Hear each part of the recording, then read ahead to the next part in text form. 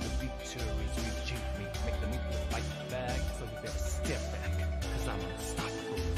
Come on. No need to break for me.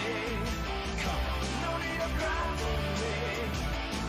I'll make my own place. No one's gonna break me. Try so hard, no one can stop me. No need to break for me. No need to cry for me. This is my own place. No one's gonna break me.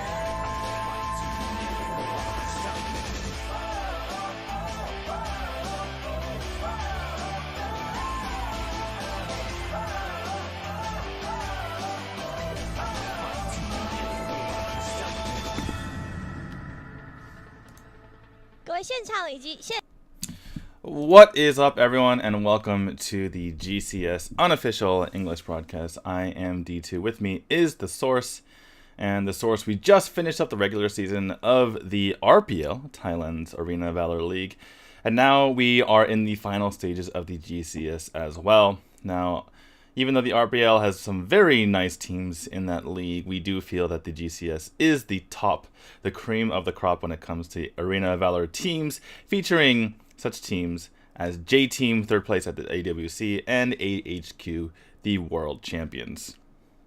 Like I said yesterday when we were finishing up the broadcast, it's good to be home. Yeah, absolutely. Back in Taiwan. And did Ravi dye her hair once again, or is that just how No, that's the same color. It's either a difference in lighting, or she might have re-dyed it the same color. No. All right, she might have gone back to the salon and gotten them to touch up the coloring. Nice. Well, in any case, we have two interesting matches for you today. Going to be J-Team starting us off today, going off against Hong Kong Attitude, not Authority.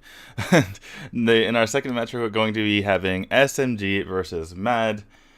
And just as recently as a couple of weeks ago, that would have been a stinker of a match, but it's really interesting to see if SMG can continue their winning ways. Currently, as you can see, sitting in the playoffs at the moment.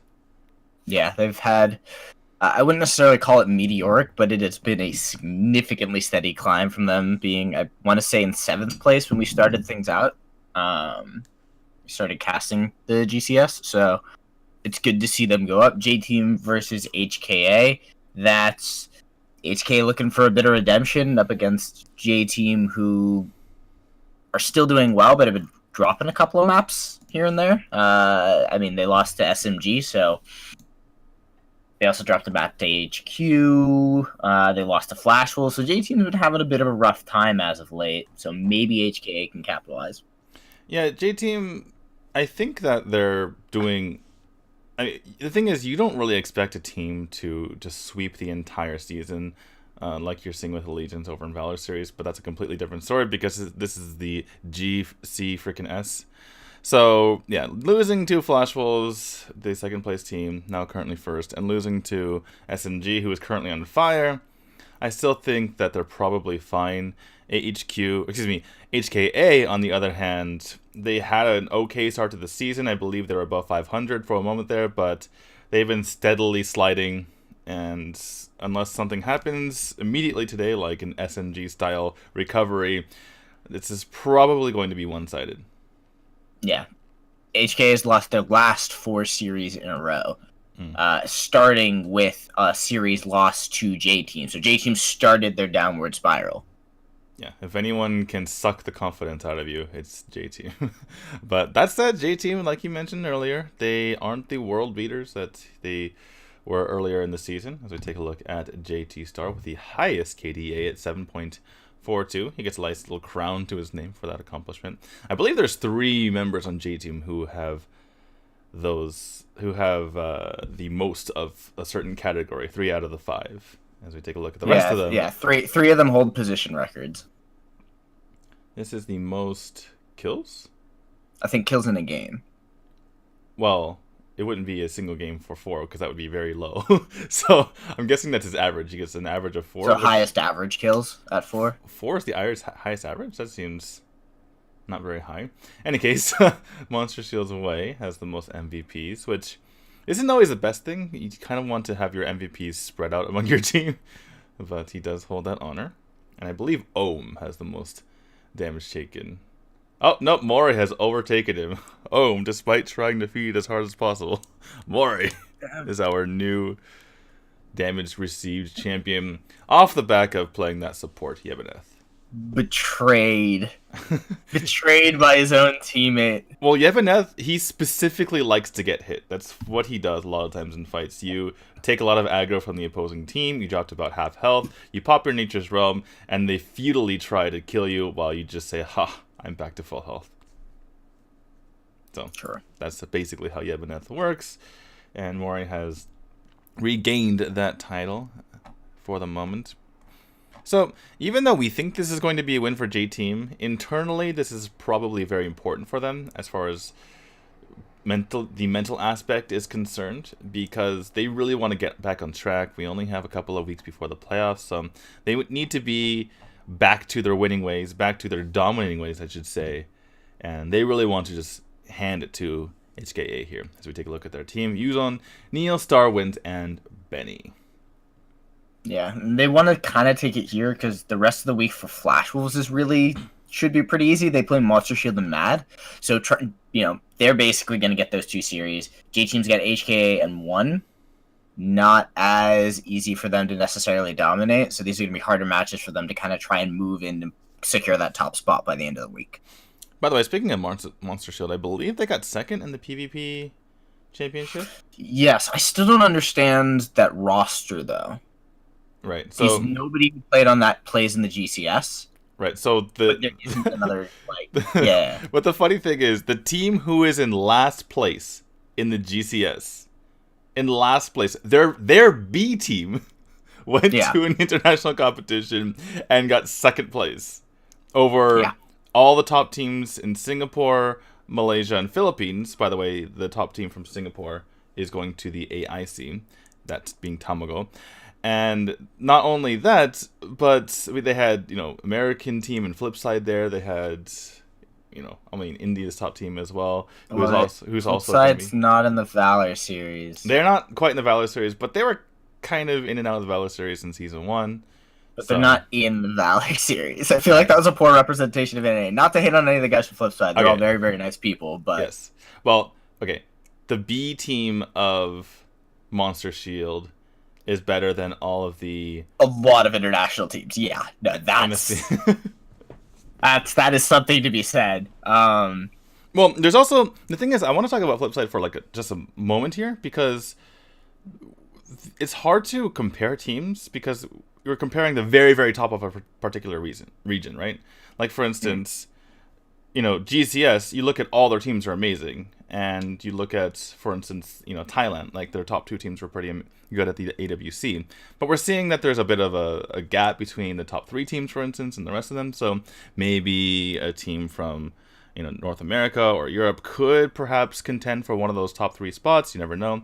And the reason why I want to talk about Flipside is because they actually lost to Team Resurgence, who is from Malaysia, right? So that kind of indicates that in a little bit the kind of power level. So at the very least, Malaysia is better than the bottom tier teams of NA. So it kind of gives you a slightly better, if not perfect, view of how the international regions stack up against each other.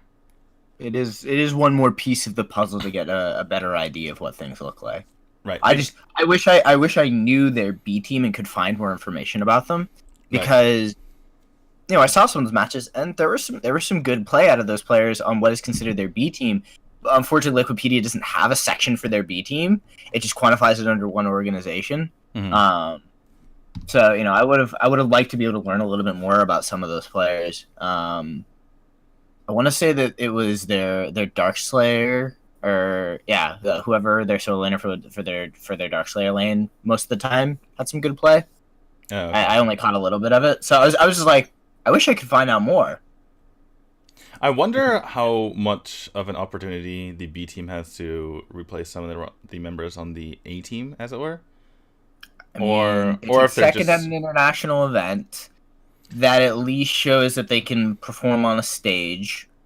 If I'm Monster Shield, you got 1, 2, 3, 4 series left. I'd throw some of the B team members on there. If there's an actual opportunity to move up, I would definitely run some of those players and see what happens. Because you're not making it, like, you might be able to make it out of last place, maybe, but you're down 2 series. If HK does anything impressive today, you know, you're down 3 series, you almost are going to be mathematically out. It doesn't look good. You got to beat Flash Wolves. You play HKA. SMG doesn't look like a good win. J-Team is their other matchup, so, like, I'd really try and experiment.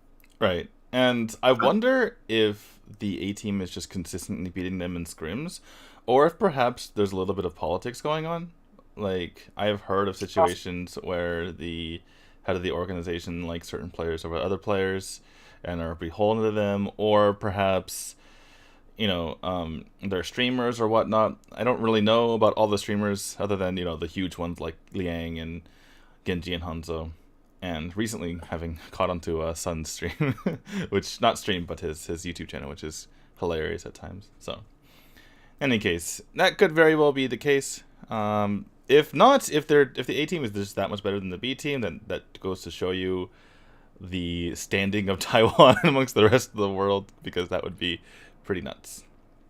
Yeah, the last place team in Taiwan's B team is better than literally every other region, or most other regions.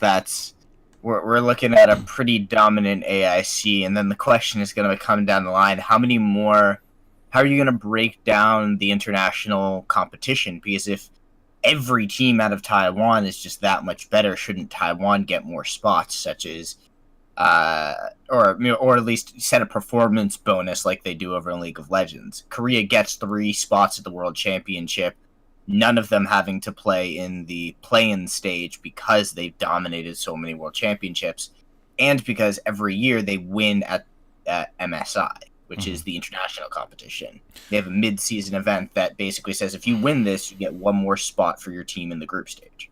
Well, I can tell you for the AIC, there are 16 teams, up from 12 from the AWC earlier this year. And there's going to be 11 regions, one of which includes India, the newest region, which we don't have too high hopes for India considering their performance. We have not seen a good performance from India, and I would need more of a sample size to make a judgment, but it doesn't look good. Right, they had a lot of teams try to qualify for PvP, so it's not like people didn't know about the tournaments, and then the team who won their qualifier ended up going 0-5 and 0-10 in games against, again, teams that were like, here's Monster Shield's B team, and then here's like MSP, Malaysia, Singapore, Philippines, and then India was down here. So unfortunately for them, that doesn't bode well for the AIC, which will have even better competition. But anyway, off of India for a moment. 3 teams. The event is going to be held in Vietnam first for the boot camp, and then in Thailand for the main event. Now, that means that Vietnam and Thailand both get 3 teams in the competition. So, doing quick math, 11 plus 4, that brings us to 15. So, there's only 1 more spot for an extra team, so to speak, and I imagine that'd probably go to Taiwan. 3? Yeah, that's a lot. It's a lot. For 3 though? For Thailand, I can see Alpha Give Red. them 2. Like, I'm cool with 2. 2 apiece, and then, like, let's throw Taiwan an extra spot. And Well, okay, I could see 3. You know what probably happened? They probably want to give Thailand 3 because they got to the finals last year, and then they, not only that, but they have a lot of good teams, right? So I could see fine, Thailand can have 3. Vietnam gets right, and they probably, Vietnam's like, wait a second, we're co-hosting it, so they're like, we get 3 too, and they're like, fine. I think that's what happened. Is that the ASL? The AOG. ASL is Indonesia. That's by the way, okay, we have our new band system, and we have an English band. Oh, new bands. Oh god. Oh, new bands. And I'm so excited. I'm so excited. And I'm assuming this is the new patch that we just had earlier this week for Thailand, because we had the tournament version for Taiwan for about a week there, even though they were already on the new patch. And with an Ignis band, this is almost certainly the new patch. Yeah, I mean, with an Ignis band, why? But no, I'm loving this already. Right. If you did not, if nobody's realized this through everything going on, I am an absolute draft nerd. Across all of MOBAs, drafting is one of my favorite things in MOBAs. Well, we are going to see the mind games play out here, as J Team's going to get 2 picks here, and then HKA will get 1 pick, and then we're going to have another round of bans afterwards. So, well, I'm going to have you hold my hand here as we get into the nitty-gritty of what banning like this and picking like this entails. But for now, we have the Raz picked up here for J Team right off the bat. And HKA countering with a Mars or Crickneck, which is very, very solid. J Team not afraid of that Crickneck and going to be going with that Marksman Jungler in Lindis anyway. And, they're not picking Baldum. Baldum, he got a buff in the patch. But, he saw a Weiro flash there for a moment, which is very interesting. Okay, now that I've fixed my draft document, because my draft document was not prepared for this, so I had to move everything around. Let me actually look at what's going on. Ormar got a small buff too, but I still don't think that's a good idea to pick him as HKA continues to troll us. So I don't think we're going to see anything wild pick-wise, because everything we've seen so far actually makes perfect sense. What we're going to start to see is, at least in the last 4 picks, so we've switched over to a snake draft for those who are not familiar with this. You've got bans at the top, picks in the middle, bans in the middle, picks at the bottom. And what you get is people are going to start to be pinched more on various strategies, because 1, we've increased the number of bans, and 2, we've changed things up. So we'll see teams that are able to adapt better in the middle of the draft and be able to play more flexible compositions do better than those that can only really play one rigid style. Wait, why does J Team get to...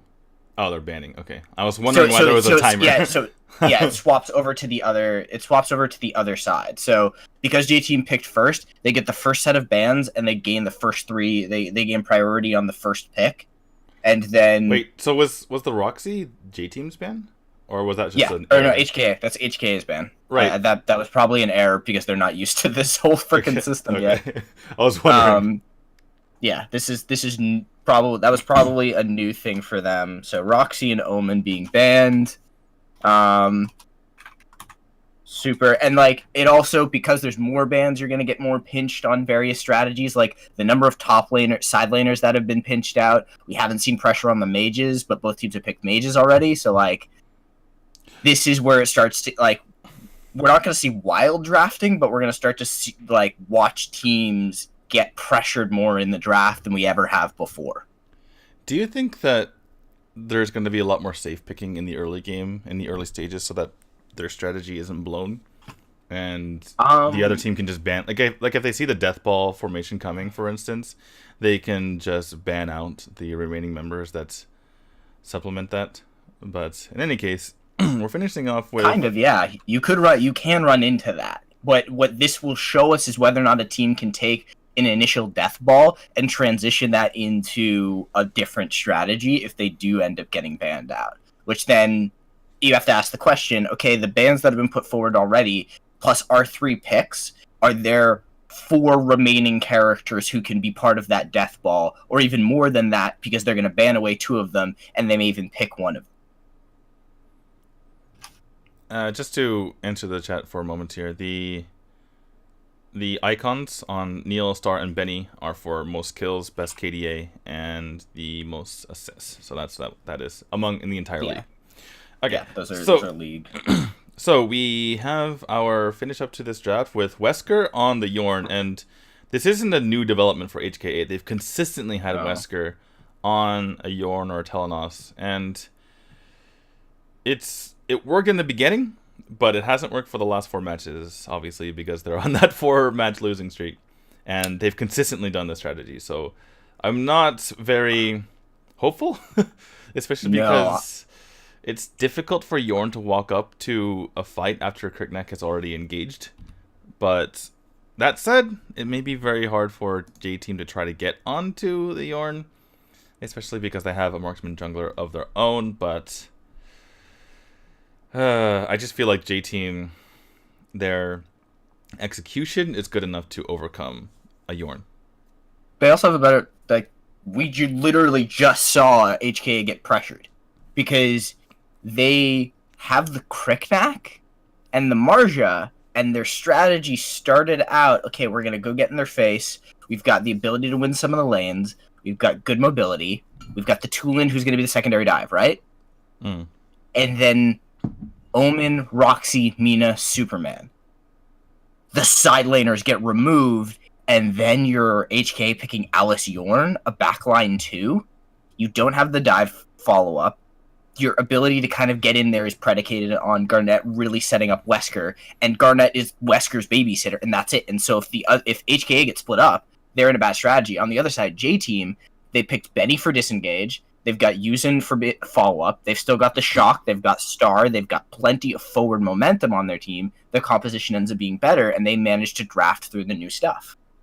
By the way, small thing I want to mention here, just as we're here, Neil, that is how you use Lindis when you jungle, by the way. You have to place your circle, I forgot what it's called, a little bit off the monster, because if you place it on top of it as it spawns, it will explode and it will not damage the monster because it's still spawning and it's invulnerable for a moment. So, pro tip for you guys.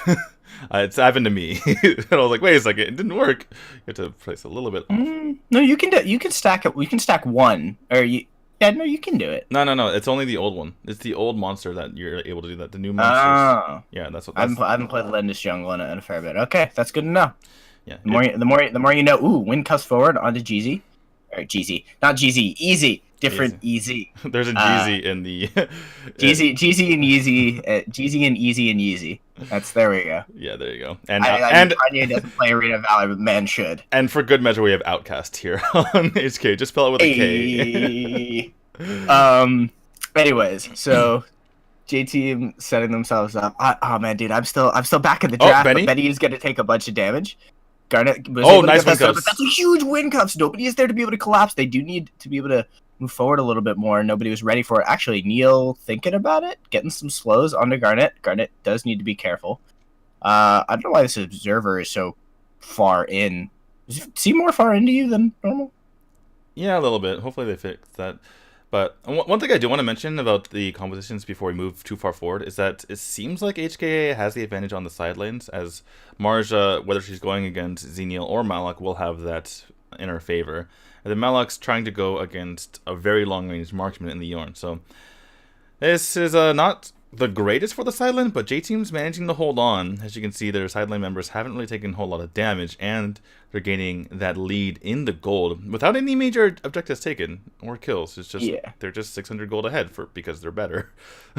Well, the nice thing for J-Team is both Malak and Xenial have decent clear. So they're looking for this aggressive open clear and then avoiding conflict. Right. Avoid fights. Don't get in the enemy's face. Don't get poked out. Don't take a bunch of free damage. Benny is now going to be able to pull this, and because of the delay, everyone is going to be for the side of J-Team. Benny stepping forward, trying to put pressure onto Wesker. They are going to move a little bit further in. Star gets stunned up, trying to keep Easy from moving forward. This is very, very low. They're going to need to burst this. It is going to get stolen away by Kirknack. That's a huge win wall, and the knockup, and the pullback. You cannot give these GCS mid laners the Raz. They're going to be able to absolutely destroy them. They're going to get another kill. Can they dive Wesker? They choose not to, but still, they give up the Dragon and go up 1,000 gold. Yeah, in those situations, when you lose the Abyssal Dragon... Wesker's found. Neil's gonna get him. He's gotta get the stun. Get stunned out. They need a little bit more damage. They've got him. Yeah, we've mentioned this time and again, but if you have that might buff on a marksman, especially on a super zoom waistcoat fast marksman like Lindis, you can just absolutely destroy someone. But yeah, that's fight. Usually the team that takes the Abyssal Dragon has the advantage in the fight because they get that boost in experience and gold. But all members already had the ultimates, I believe, and not only that, J-Team was in a very nice position, and Star absolutely took advantage of that positioning and knocked everyone back into the team, and not only that, but chunked them as well, and that was just a complete rout. I'm feeling spoiled by the GCS. It's been so long since we've seen a Raz, just because a lot of the members in the RPL have not favored it. They've been playing the Alistair over a bit. Oh, we do see Wins getting hit by the Hissy Fit. Huge damage comes in from Easy. Tulin can still hurt. He may not be top tier jungler, but he is good. Ooh, Star manages to juke away. Benny uses the wind wall just to try and keep him a little bit safer. So I don't mind that expended of resources to guarantee that Star survives. Star is 1, 0, and 2. So moving along. Outcast proving that can definitely play that Cricknack. Yeah, just so scary when you have all that damage on the Cricknack and has just finished his Soul Reaver. You actually don't really need boots that quickly on Cricknack because of the drone drop. You can just fly around the map literally. So nice build from him as this game continues to go on. Looks like, okay, 4, I feel like I've seen this before, specifically from 4. If not, correct me because I might have been a different Marja. But he builds Gilded Greaves, and I feel like you need to be able to use your abilities off cooldown completely, like just constantly. And I think you need either the enchanted kicks or more likely the flashy boost. But yeah, I don't. Unless he's really afraid of getting just locked down. The Gilded Greaves, I want to say that's the 4 special. I think you're right. I remember 4 doing that before. Oh god. Yeah, 4's name. Player name. 4's name.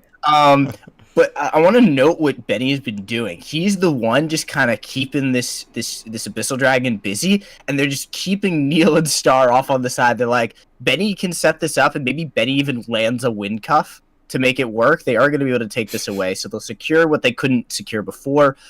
Garnet gets a stun onto Benny, but it doesn't really matter, and we're seeing, like, it's basically frontline Annette to try and bait in some over-aggression from the side of HKA. But now they're setting up here in the top lane for looking for an opportunity. Lost his shield. Outcast's going to go in. He's going to get dove, takes a bunch of damage. They should be able to pick this one up fairly easily, but here comes the collapse. And that's going to step forward. They are going to manage to get Garnet, pulling him back in. The tower is going to go down. Great wind wall to keep Garnet there. Here comes Neil. They get a lot of damage onto Benny. Actually, Benny's going to get finished off. There wasn't enough of a collapse from the side of J-Team. Wins was not there, and it ends up being a 2-for-1. Yeah, so good result there in the end for HK. Benny trying to do as much as he could with that Hurricane Wall to push them back, but not enough. It was just a little bit of a lack of execution there because Yuzon used his shield too early. And either he had to Malleus into the wave to make sure that he got it on. Or Neil on Hunt. Wow, okay. He takes out 4 in the end, so... Yeah, 4's Gilded Greaves not helping him out in that case, unfortunately for him. Neil's just burning down every single objective. I was about to mention this earlier, but they keep leashing or nearly leashing. They're pulling him out of the range on multiple epic monsters, and it doesn't matter in the end because they burn it down so quickly, which happened with the Abyssal Dragon earlier. But yeah, J-Team, even when you think they get out-rotated for a moment there, they come back, get another kill. And there are still a massive out rotation. Oh no, this is gonna end badly. Outcast, he dives forward. They're gonna go in.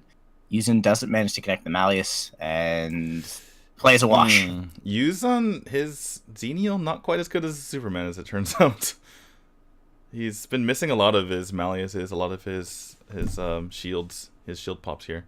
But here comes the Hissy Fit just to hold off onto this tower as the power surges continue to come out here from Star. But only 1,000 gold here for J-Team. Somehow that got flipped over. They recovered 1,000 of that gold there from HKA, but a bit of trouble here is easy. Gonna be able to blink out of there. And this Abyssal Dragon is up once again. Tower lead is still here for HKA, so that's something in their favor. They have potentially that map advantage if this game starts going over to the Dark Slayer, but Wynn's in a lot of trouble. Outcast is completely chunking him down, having to use the shock to get out of there, and that potentially opens up this Abyssal Dragon. Meanwhile, in the top lane, 4 goes down to Neil once more, but that's going to be the Abyssal Dragon going over to HKA. Yeah, without the health bars to really contest it, they decide to get themselves a kill, balance things out. That's going to be a good stun from Benny on the easy. Here comes Outcast looking for an opportunity. They stepped out of the brush a little too early, and he didn't feel like getting baited. Star, actually, good Hissy Fit there to slow down their aggression. Ooh, the wind cuffs. Benny has landed way too many wind cuffs. Niels doesn't decide to capitalize on it just yet, but still, like, whew, that's a net. I like what J-Team did there, though. They baited out the drone drop, because if you guys haven't played Cricknack, once the drone drop goes down, his mobility is reduced by a lot. So he goes in there, and then Neil and co are immediately on the chase in order to get him. Only the Hissy Fit was the saving grace there. If not for the Hissy Fit, he would have gone down. So good recognition here by J-Team, and realizing how they are able to deal with that Cricknack. Oh man, Neil has no mercy, just chasing Easy out of there, and that's gonna guarantee them this tower, assuming they're able to protect it, which they do a pretty good job of bodying out the positioning. That's another Abyssal Dragon up in about 8 seconds, so the members of J Team should be in position to do this. They'll clear out the mid lane, set themselves up to be able to guarantee that.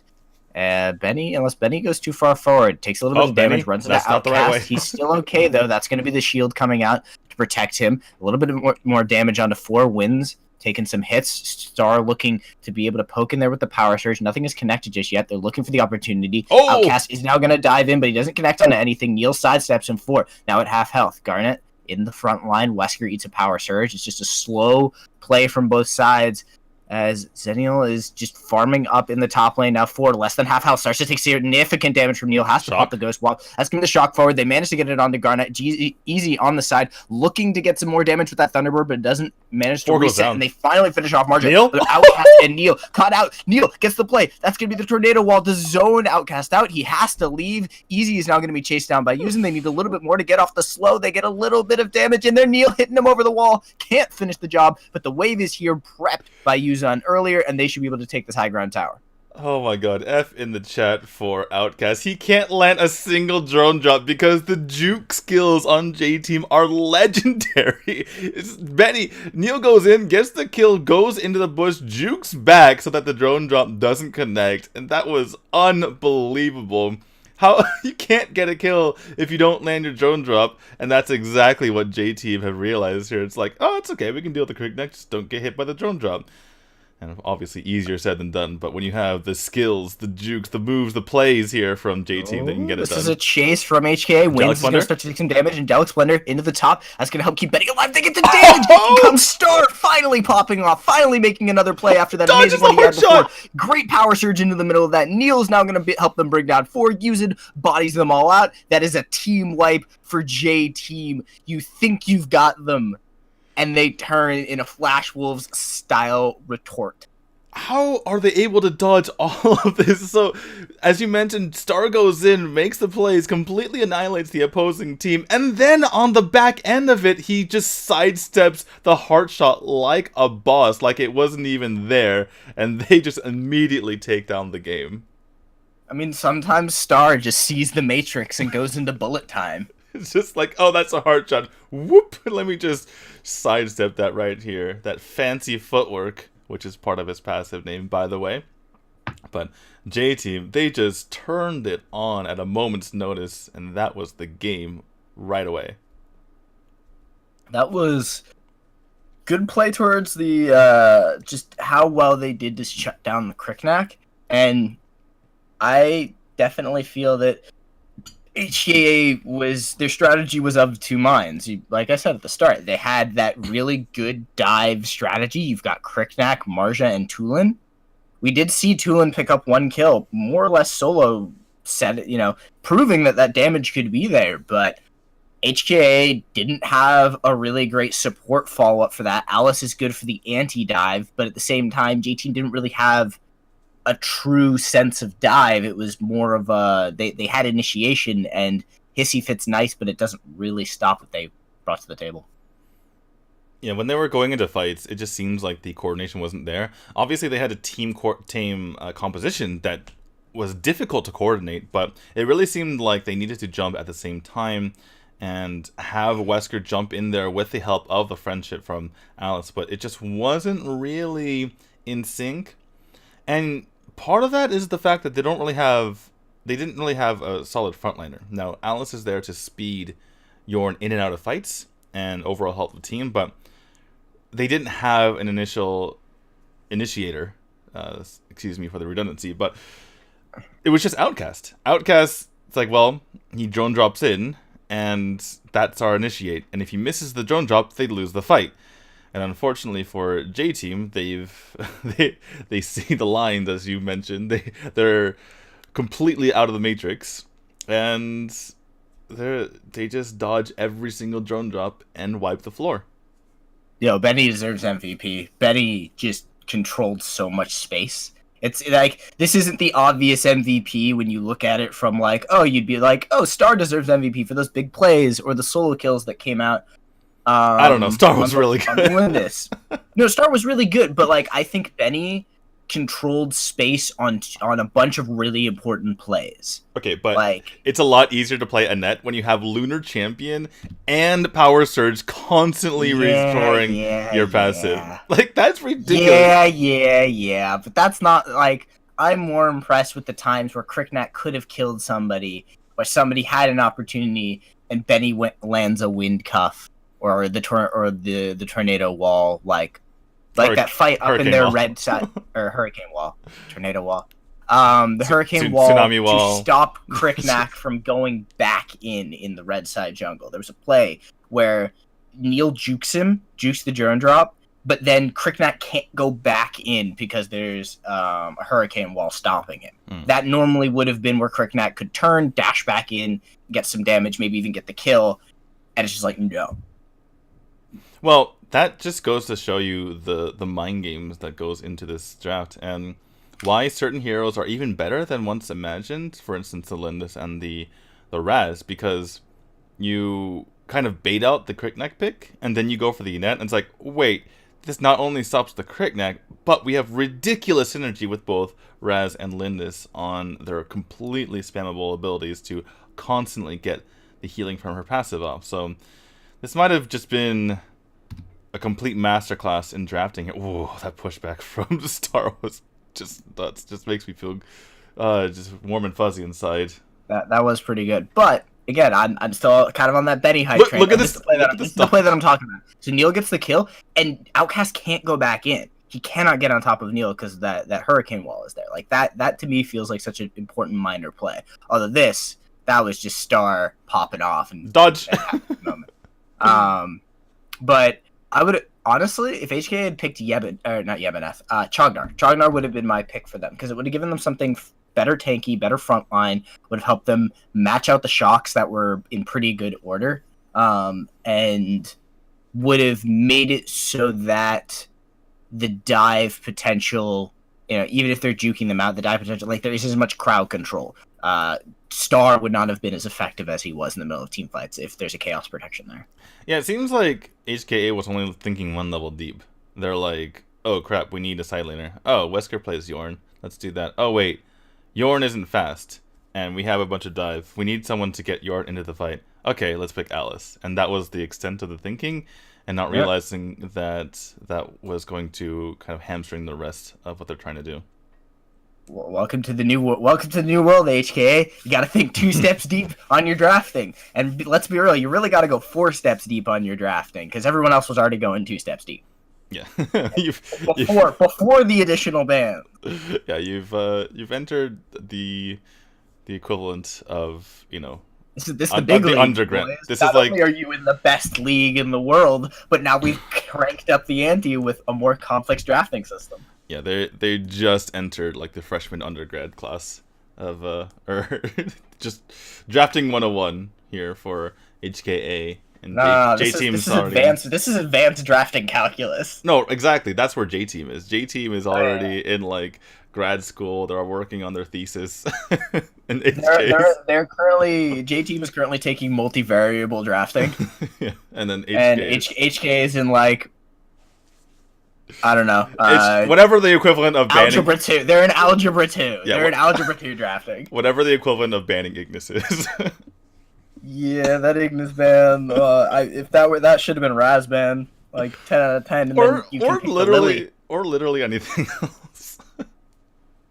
I don't think J-Team's going to be picking Ignis. It's just a feeling. No. Oh, but then J-Team bans the Ignis. Maybe they're just trolling them. I don't know what's happening. No, maybe people have got some Ignis strategies, or maybe they just don't want to have to concern themselves with it. You now have that extra ban that you can do that. Okay. If you're already a confident team in your drafting, you can throw a ban at something that's been reworked because you're not sure how to handle it. I should say that when we had the Thailand drafts earlier this week, they only had the patch for a couple days. So the Alistair didn't make a whole lot of sense until TDC played it very well. However, this has been around for about 2 weeks now for J-Team. So they've had 2 full weeks of potentially having some crazy Ignises on ladder. So if this is a real ban, then I can understand it a little bit more in this context because they've had more time to experience it. This is a real ban. I fear what Ignis can do. Like, I just don't want to think about that. And why you gonna give up the Raz Lindis for a Valheim? HKA, I think that's a scared pick. That's a we're terrified. We need to play comfort. Oh no. Valheim has not been. Murad's not a bad idea if you want to be able to keep playing that assassin jungler and you got this one through, but yeah, Valheim hasn't really been a top tier pick for about a month now, so I mean, I don't hate what HKA has, it's just they yielded Raz Lindis. That feels like an oversight to me. Yeah, especially when that specific combo completely demolished you last game. It just doesn't feel like that's something you want to let go through. That said, they do have a couple of pretty decent side laners, so J-Team has to at least account for that. Yeah. I mean, honestly, though, J-Team could yield side laner pressure, which they kind of did last game. Their side laners weren't as strong or as immediately dominant. And they could go for kind of what they did already with strong team fighting, and just by picking Mina, possibly banning Chognar. I wonder. So yeah, that's the production thing. I think that looked weird was the fact that they had the pick but also had the timer. So this is them banning. I think this is HKA banning. No, this is J-Team banning. Oh, okay. Yeah, last time they had the timer on. Yeah. So that's J-Team. So yeah, J-Team ban, HKA ban, J-Team ban, HKA ban. Right. J-Team pick. So So they banned the Chog. Yeah, and this the middle of the draft ban is interesting for that very reason, right? Because you can have a semblance of what you're doing. Like having a pick before a ban in and of itself it really changes things, because now you can secure the Mina. Whereas before, if you ban the Chognar, all of a sudden you're going in the draft hoping you get the Mina, but if they pick it, then you're in a lot of trouble. Multivariable drafting. Alright, so the Omen banned out here. HK looks like their entire draft strategy is predicated upon getting strong side laners and banning the side laners from J-Team. J-Team actually bans out the Annette, which I'm okay with that. Their team wants to kind of get in your face. The Annette would be a really good support answer for HKA if they can play it to stop stop Star and Neil from that Raz Lindis being able to properly do what they want. Even though they're both skirting around the fight until they want to get closer, it's still, there's always a fear that you're going to get bopped out by a hurricane wall. And Roxy is our final ban here. Roxy, if you guys aren't aware, has a ridiculous ultimate now, even though her HP has been a bit nerfed. And J-Team going again into the Malik, into Marksman Marja. I mean, they managed to lane the matchup so that they didn't have to have Marja beating up on Malik. So that's always been our criticism, was teams were playing Malik into Marja and trying to match her with that. And yeah, she's a counter, but only in the lane to Malik. She's annoying to Malik in a team fight, but really it was about her getting ahead. Right. How it seems like Wins was getting caught off a lot though. He was taking more damage than necessary in a lot of scenarios. Don't you dare play Thane, HKA. What does the thing do in this match? And they locked it in. It looks like. No, they didn't. Just kidding. No, yeah. I mean, the Thane. He's Thane. He's helping. I don't know. Anybody who moves in a straight line like that with such a slow skill. Oh boy. In case you guys don't know, the Thane got buffed as far as his movement speed is concerned, so that helps him a little bit. Also, he gets more resistance and heals faster when his passive goes off. So that's something, but again, that just keeps him alive longer, which I would argue is a good thing for solo queue. And yeah, it might help him stave off death in certain situations, but that doesn't really help his kit as far as being able to snag down members of J-Team. And speaking of hard to snag down, Kilgroth, our final pick here. So HK is a better draft this time from the sense of draft cohesion. The draft is looking to do something. It's looking to dive forward. Wesker can kind of do his own thing on Valheim as far as being able to move in and out of fights. Marja can get in their face. Murad can get in their face. Thane is just supposed to go in along with Easy to make it annoying. Like, he's there to escort Easy into the fight. That's fine.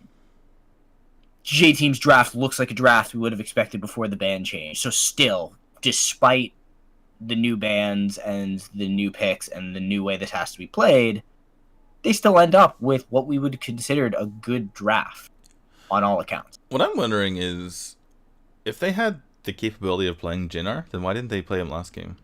Because that's a much better dive character in my opinion. I guess they wanted the single target blow up with Kriknek and Tulin.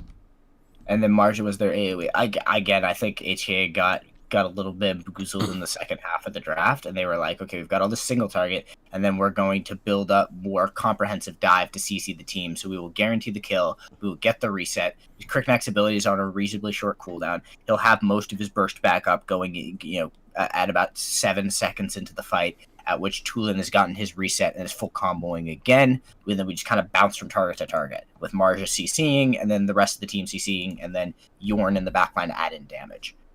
This composition for them, I think that's what they were going for in the previous game. This looks like we're going to death ball and we're going to get you because Raz wants to be in the fight and so does Mina.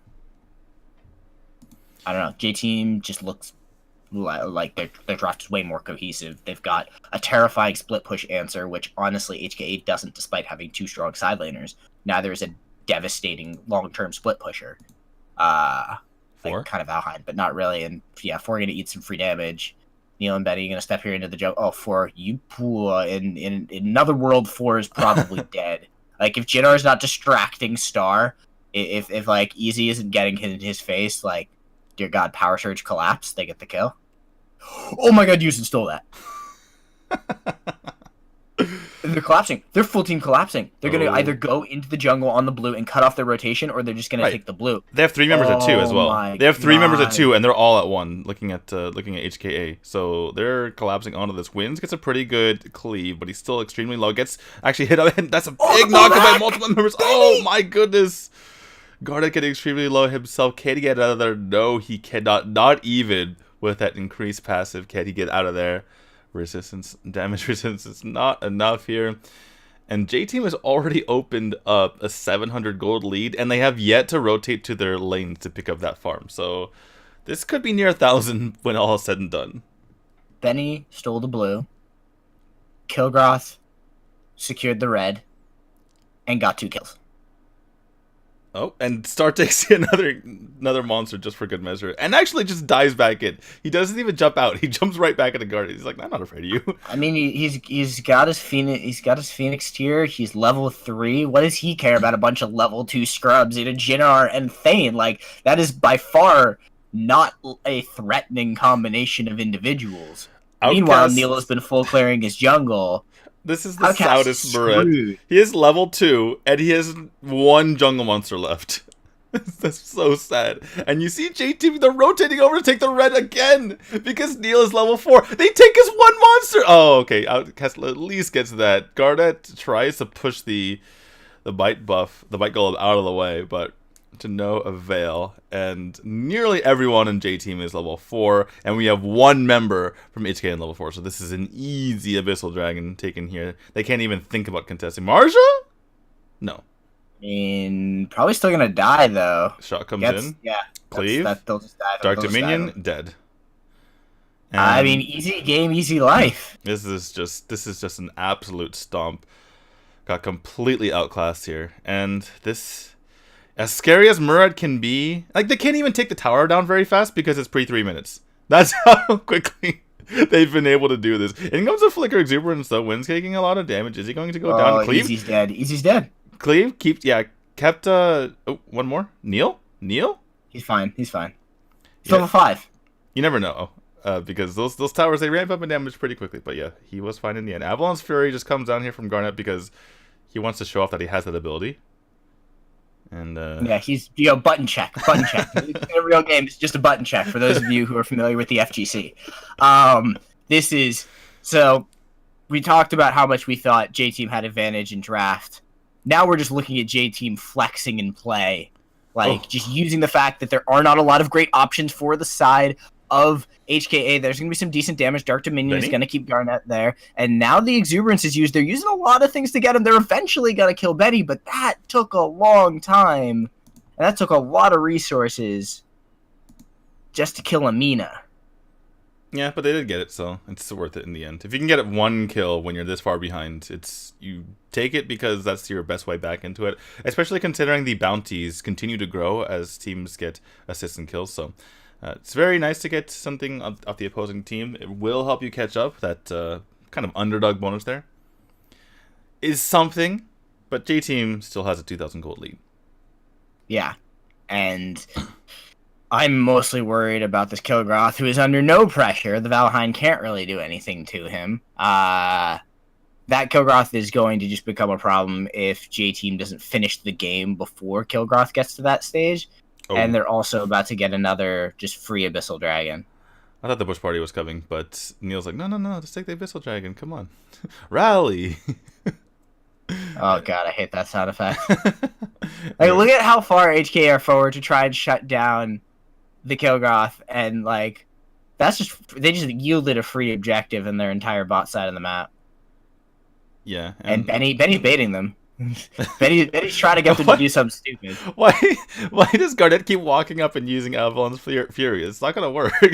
Anyway, Ghostwalk comes out, clears the wave at the very least. Star's just trying to throw out power surges and reaching into the dark for something here.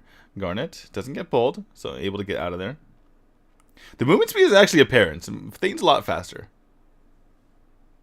I mean, yeah, a really fast garbage truck is still a garbage truck.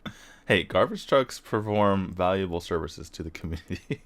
Yeah, one of those is clearly not winning games of Arena of Valor. Easy is going to go forward, get stunned out, hit with the Dark Dominion. That's going to be some decent damage in from Garnet, but they do finish him off. Neil will now step forward, gets in a little bit of damage. Outcast cannot connect it as Benny and Star quickly disperse, and now wins. Some pressure on the backline, wins deep in enemy territory, is going to use the shock forward. It does look like the red buff goes over to Outcast, but he does such significant damage from Neil and eats a power surge to the face. That 1-2 punch from downtown comes in from Star, and they will pick up an additional kill. So 2 kills for J-Team, no deaths, wave being pushed out in bottom.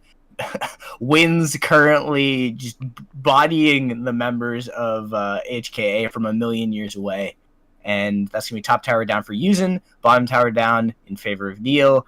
And, that Kilgroth's totally been under pressure, right? Right. Just to show you how bad this is. Valheim just picked up Blitzblade a few moments ago.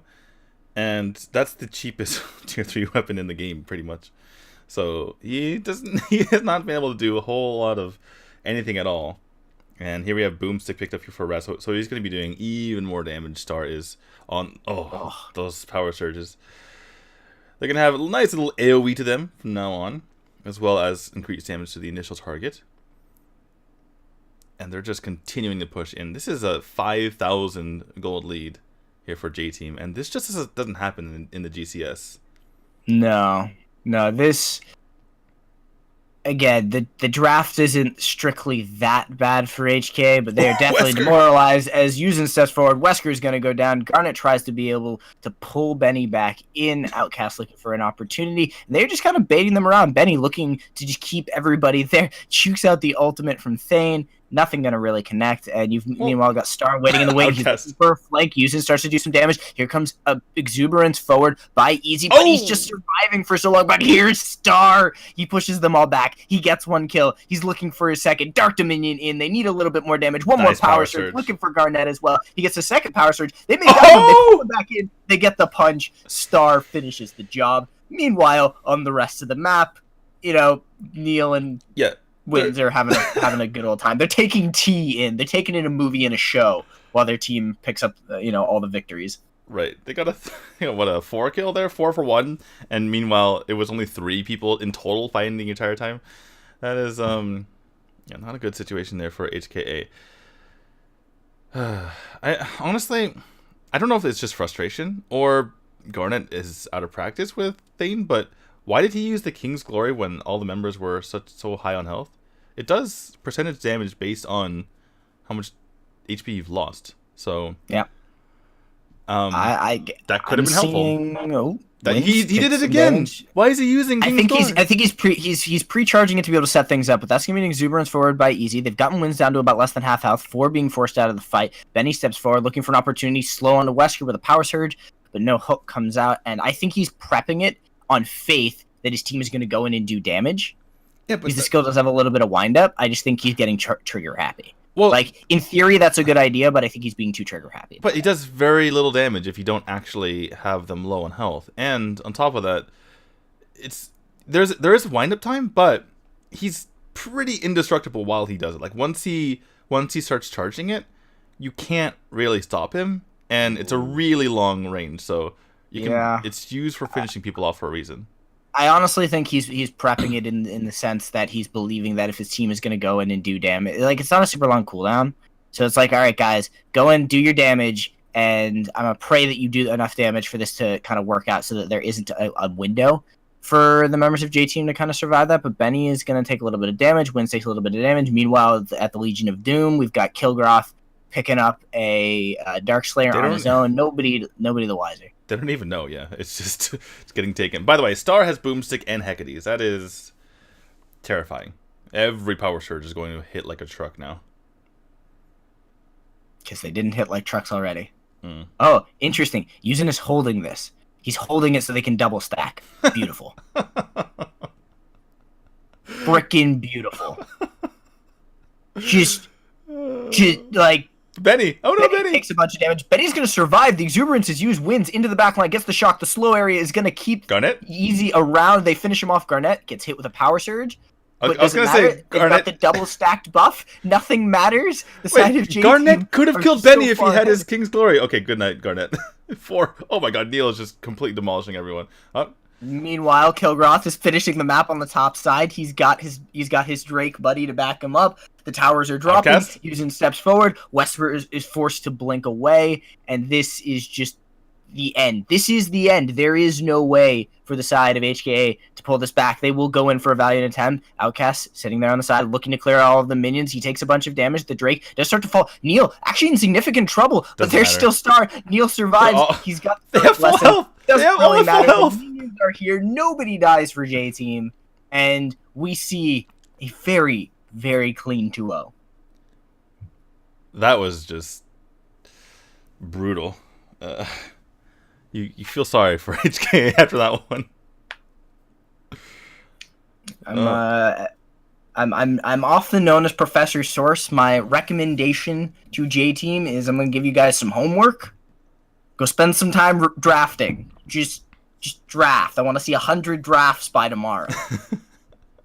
on my desk first thing in the morning, HKA.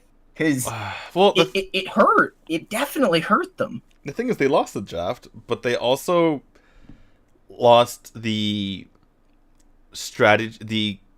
What would you call it? The tactical awareness of how to counter a specific draft. J Team knew immediately. They're like, okay, they have Muret. If we can take away his farm, for which he does a very poor job of doing it, then he's going to be completely useless.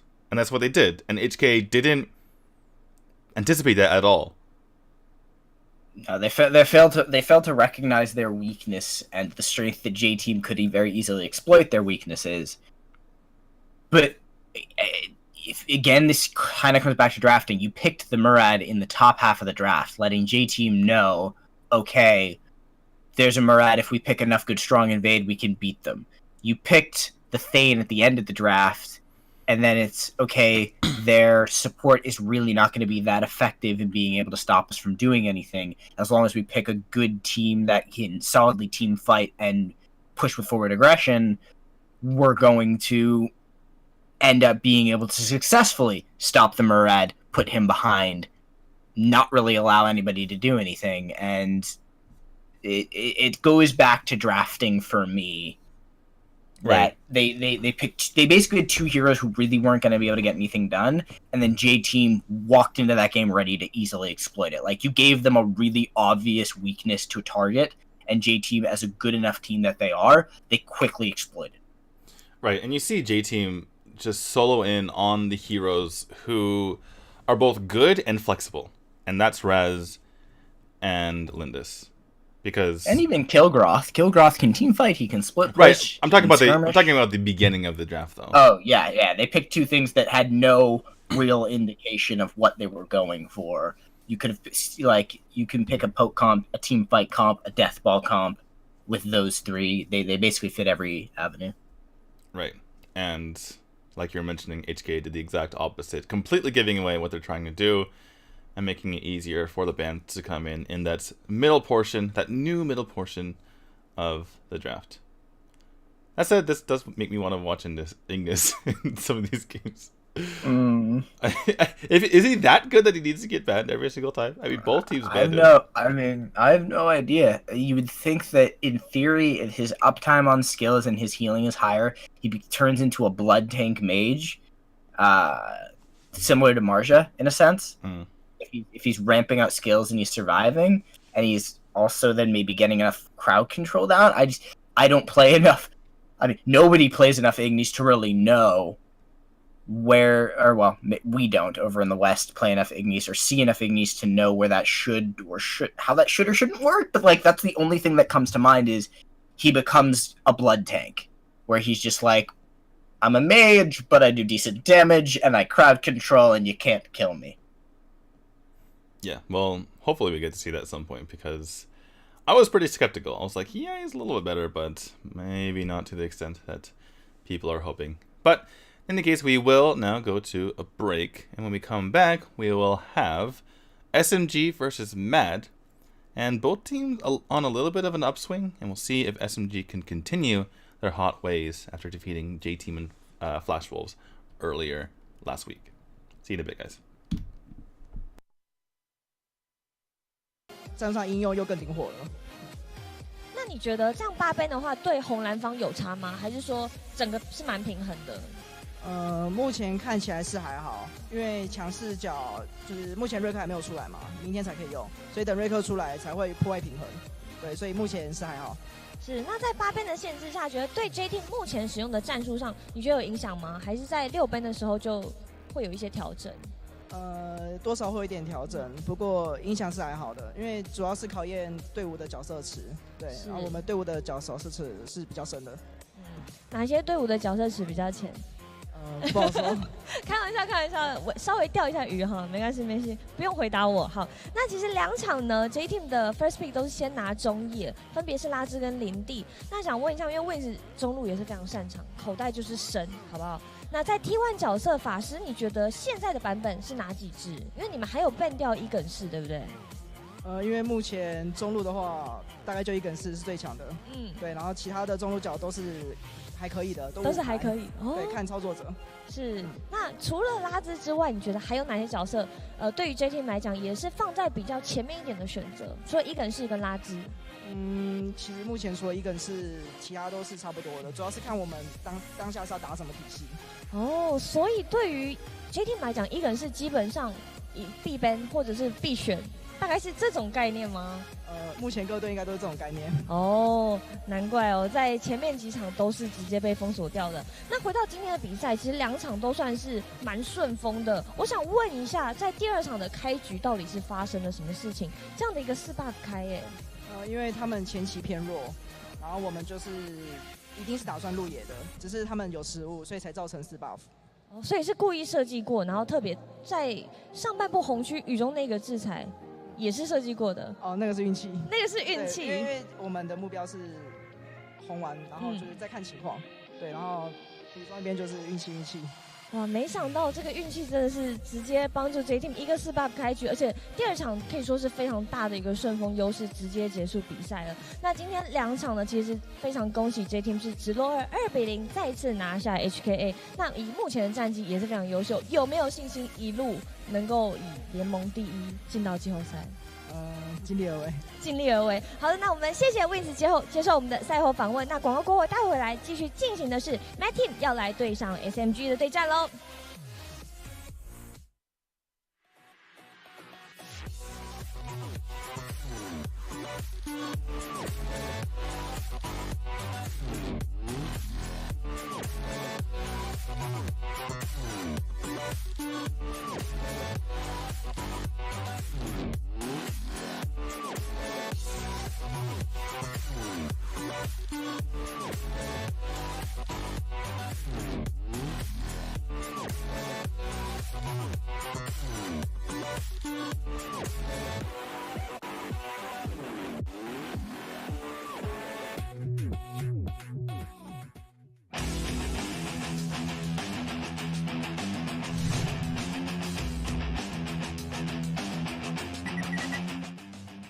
员。这边前方 HKA 的3名成员被这个窄口给卡住，有一点点尴尬，往前做输出。SMG 大举入侵，威斯克血量很残，已经交出瞬移了。这边 Hansel 往前再拿到一个人头。北村进场没有成功的收到人头，后方的嘎内有机会收吗？没办法，2个人瞬间倒下。我很手这个进场，直接再把后面那个克里希收掉，是宣告一个 ace 4连杀。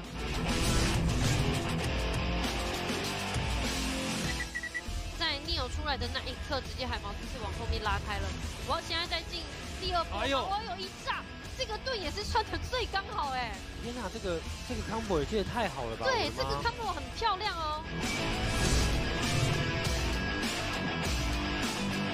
我都会完成，他们都是稳稳的这样子拿。但是我觉得哇，这边一个顺控，然后再一个雷魔阵全部控到了，而且金娜的陆木金刚直接进场，全部人都已经蒸发了。这边 Genji 最后交出了人鱼之身，但是一个拔刀斩是砍真伤啊。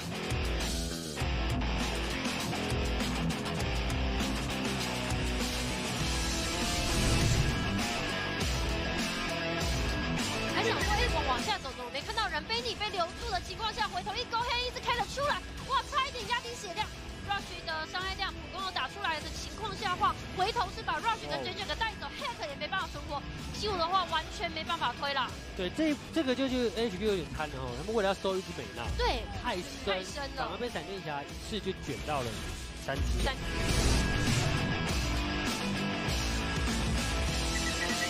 把位置血量压到只剩1格了。我刚才那个情况很像那个老公来，赶快跑！是的啊，不能让老公多留了。这个电影穿花成功是把 Neo 给带走，增加血量，太笑了。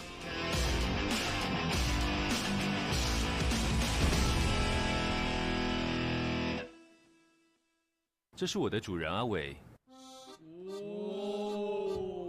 新手机耶！打从按下开关的那一天起，我就和他开始了同居生活。他每天把我捧在手掌心，总是摆着他的招牌1号表情。他的朋友都说，只要看到1号表情100公尺外，就知道他是阿伟。直到2年前的某一天，阿伟开始变得有点不一样。阿伟，赶快下载这个啦，这真的很好玩呢！你现在下载，我现在教你，快点。这个吗？对。好，我们先进入游戏。我教你，这边是移动，然后呢这边是。他现在开始用双手帮我按摩，不管是上班搭车，还是中午吃午餐，还是假日练完球，从以前一个人都不说话，到现在一堆人，话还一大堆。我不太清楚阿伟到底在忙什么，不过我知道他忙得越来越起劲，忙到忘记吃饭，忙到不接电话，有时候甚至忙到彻夜不眠。阿伟自己可能没有感觉到，他的身边多了许多新朋友，包括不太单纯的朋友。以前的阿伟只有1号表情，现在的阿伟有2号、3号、4号表情。习惯有你到顶来牙。哎呦，现在打都不用揪了嘛！好了，别吵了。传说对决2周年。你可以了，我开。上车来。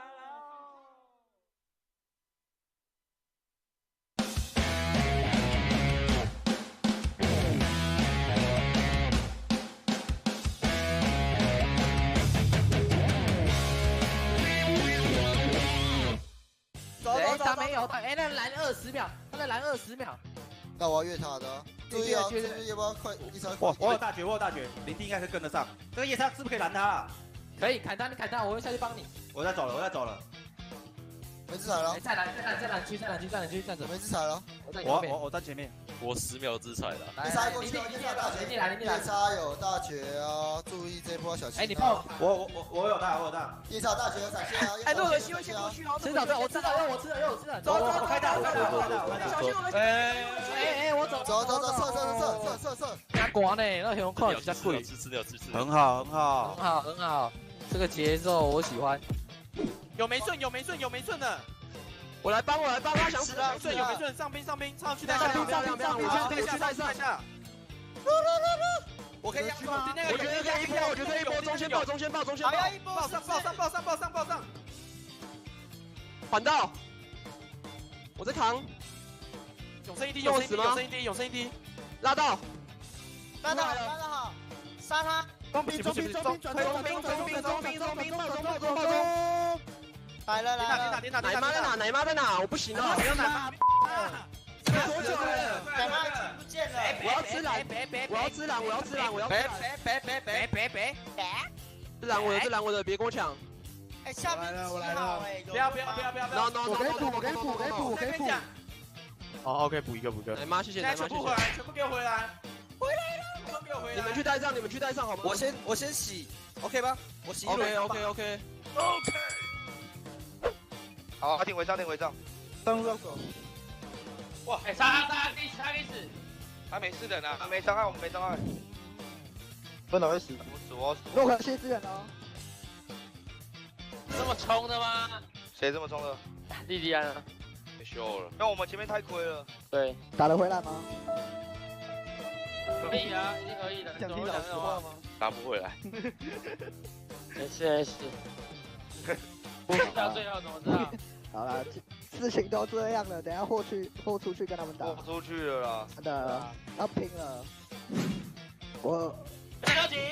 我没到。那个洛克先看一下哦，我在看。我可以绑起。我在靠。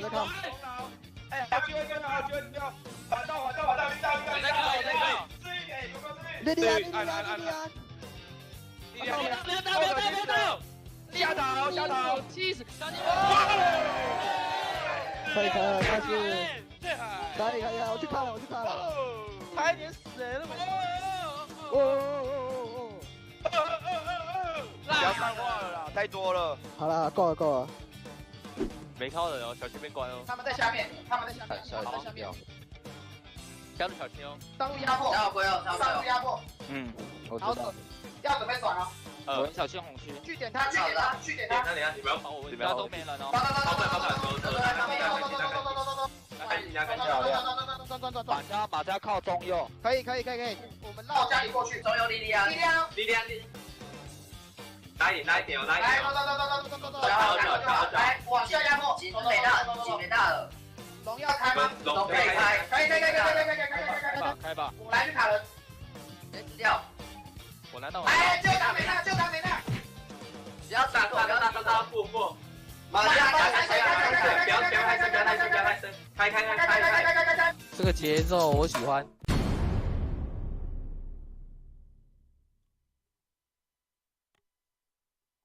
Come on. No need a break for me.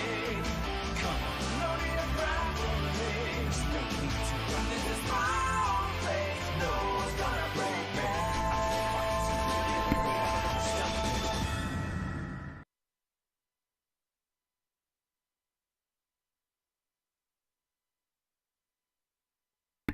I'm muted. Okay, whoops. Welcome back to the GCS Unofficial English Broadcast. I'm D2. With me is the Source. And we are into our second match of the day. It's going to be SMG versus MAD. And a good one coming up because it's very important for SMG to continue winning. Even though they're not playing against one of the top teams in the league, they still have to rack up those wins. Yeah, the more points that they can get, the better. And especially because this is one of the lower seeded teams. As the season has progressed, MAD has kind of stayed down here at the bottom. SMG has risen to the top. They need to prove that they can beat those lower end teams, guarantee themselves some points, solidify themselves towards a playoff run. And to be honest, at the beginning, I don't think we thought we'd be here with SMG kind of rallying themselves back, and the fans definitely behind them. See if they can kind of keep it going, and they want to establish themselves over Team 1. Right, and MAD certainly did a favor to SMG by defeating Team 1 last time we saw the GCS. So SMG certainly can open up a lead onto 1 if they're able to win. And especially because 1 is facing AHQ, J-Team, and Flash Wolves, and SMG over the next 4 remaining games of their season. So 1 is up against it, and SMG certainly has their destiny in their own hands here. So the smoother path to victory. Right. Well, taking a look at the Mad roster here, they did have a pretty good match against one last time. I remember being pleasantly surprised with them, but I'm having a tough time forgetting, or having a tough time remembering because we've had a lot of matches.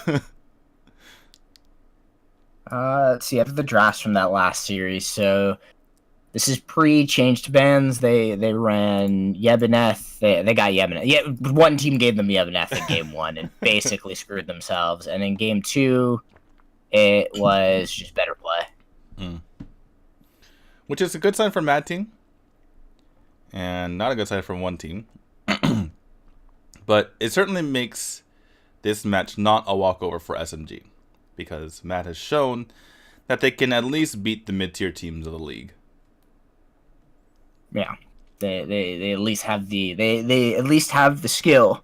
But the question becomes, are they going to be able to handle the new world? the new drafting world. Who's going to outdraft the other? Well, let's take a look at SMG here. Liang, Qiqi, Hanzo, Srenya, and Genji. They are probably the most beloved AoV team in Taiwan, as they were the GCS Season 1 champions and the GCS Season 2 finalists.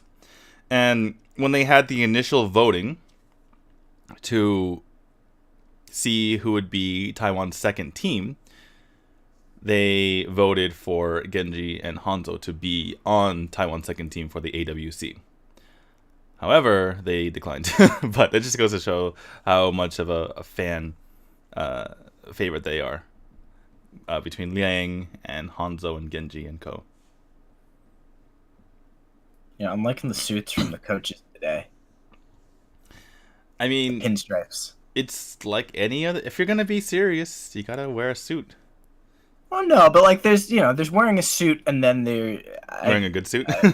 Yeah, well, there's the best reference I can think of is Yamada Cannon, the coach of the League of Legends team Vitality, is known for his unique dress, his unique set of suits and wardrobe. So I like the pinstripes. They're classy without going too overboard. Is unique a good or bad term in this case? Oh, no. Yamada Cannon's got style. Just sometimes he's a little ahead of the curve, and by that I mean you don't know what he's wearing. I mean, there are commentators who've had those quirks for years, and various commentators who do that. But I think both coaches are going with pinstripes today. So yeah, I come from Hearthstone, so I certainly what's the name of the Hearthstone commentator who does all those crazy outfits? Frodan? Yes. Yeah, Frodan. Maybe? Yeah, I'm very, very certain it's Frodan. If you're going probably. Yes, because he has worn all manner of suits while I've been on the same casting crew with him at times, and it was very entertaining. But some of the suits he wore though, like the bright pink, bright yellow, bright green ones, they came from the same store and they were literally $5. I don't think people realize that. That's 10 out of 10. I can appreciate that. And yeah, I thought it would be the exact opposite. I thought since they were so like wild and flamboyant, they'd be like, $500 or something like that. But no, literally $5. I have one suit that could technically fall into that category. It's not that insane, but it can't be worn on broadcast because it morays. Again. Okay, so there's something going on. There's something going on. Do I have to put Ignis and Tier S next tier list? What's going on? We need to see it played, though. I know, right? It's totally possible that it actually isn't that good, and they're just picking it because no one knows how to handle it when it can be good. Right. And it's just this is safety's sake. We don't know what Ignis can do, but we haven't seen it played, so we have no idea what it actually does and why it makes sense. I feel like this is kind of like a Valheim situation where people were just completely banning him out, and then they slowly learned to play against him, and then he hasn't been ridiculous in recent times. But SMG give up Yebineth. Nat pick? Nat Lindis, maybe? we haven't seen Natalia in the GCS. We've seen her in Thailand a lot, and we've seen her a bit in the Valor series as they've copied Thailand. But I feel like Taiwan could benefit from not just studying their own league, but studying other leagues, because yeah, I don't know if SMG is even considering Natalia right here, or if Mad's considering taking it away from SMG. But it's certainly the first thing that comes to our minds. But will that be a consideration for these teams? I mean, Roxy's not a bad answer either, because what wins between Nature's Realm and Agnes Embrace? Agnes Grasp. What wins? I don't know.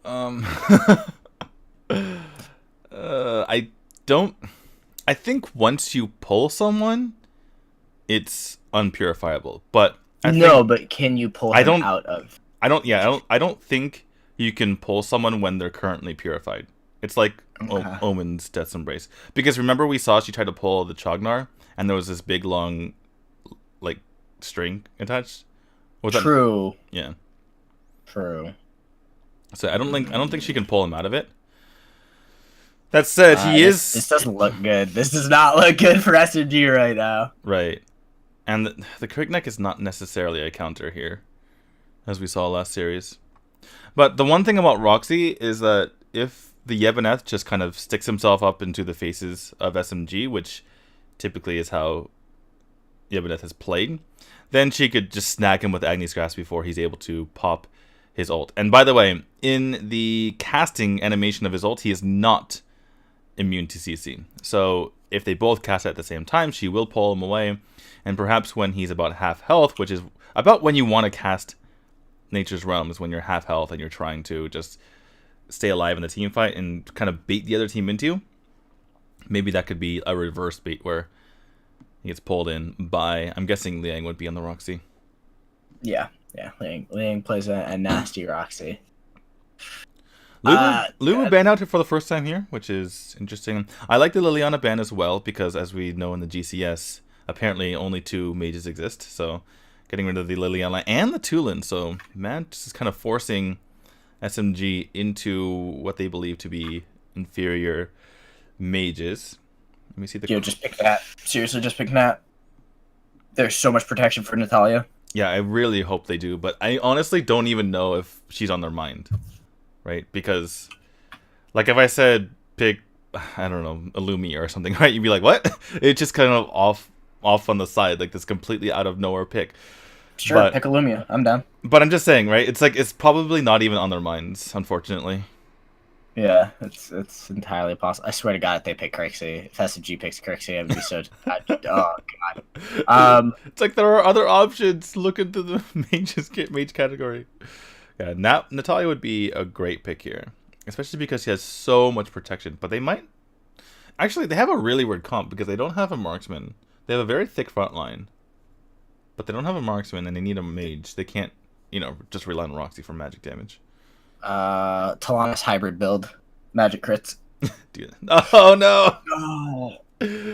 Oh. Okay, well, the thing is about the GCS, actually... Kali. Hanzo, I like it. Hanzo has historically been a Kali player. And you could tell that he was like, I don't want to play Crixie anymore. I want to play Kali. Like, okay, fine. Yeah, get a good magic attack speed Kali. There's your tower sieging. Pick Roar. Go for the Roar. I don't know about the Roar, but attack speed Kali makes very good. Like, that's actually a pretty good answer for them. They've got decent magic damage coming out of Liang. You've got plenty of physical damage between Chi-Chi, Serenia, and Genji. It's not overwhelming so the damage is definitely in favor of Mad. They're, I want to say, better equipped tank-wise on the side of SMG. It's actually pretty even. Well, they have a lot. The thing is, they have a lot of tanks with the to the detriment of their damage, right? Because they just have so many people up front. But a lot of us is on that Cricknack then. Yeah, absolutely. That's the thing. Usually, Cricknacks are kind of there for not like you can get the damage in and kill someone, but you also need damage in the backline in order to balance it out, because he kind of becomes like a distraction toward the late game. But that said, the Kali pick, if you're not going to pick Natalia, is perfectly fine. As far as bursting someone down if they're stationary, outside of Natalia, the Ethereal Pulse, hitting every single one of your lasers is certainly something.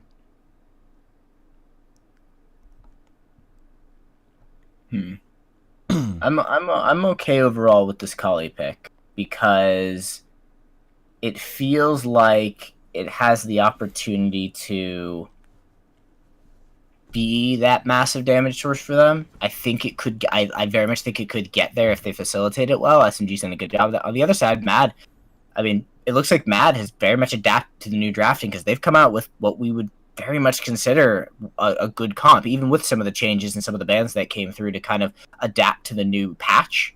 This is still a strong composition. There aren't a lot of weaknesses for the side of Mad. Right, they have a very thick front line to be able to protect their Lindis, who will do massive damage, where excuse me, the side of SMG have kind of the same thing, but Crickneck instead, and he's going to be out in front taking damage, and they're going to need to be able to cover him, basically. And going to have to see some really nice either Agnes Grasps or Metamorphosis on the side of SMG. Not really holding out for the shock to be able to do much, but looks like the Seagull battle goes over here to Xenial. Both of them do hold Punish, so that doesn't favor one over the other in theory. Yeah, and I want to note how much I actually think you're right about the situation with Liang. Actually, that's going to be a bit of pressure from Shishi on the Hanzo. Genji going to get an Ohm's face, but no one ready to connect any additional crowd control.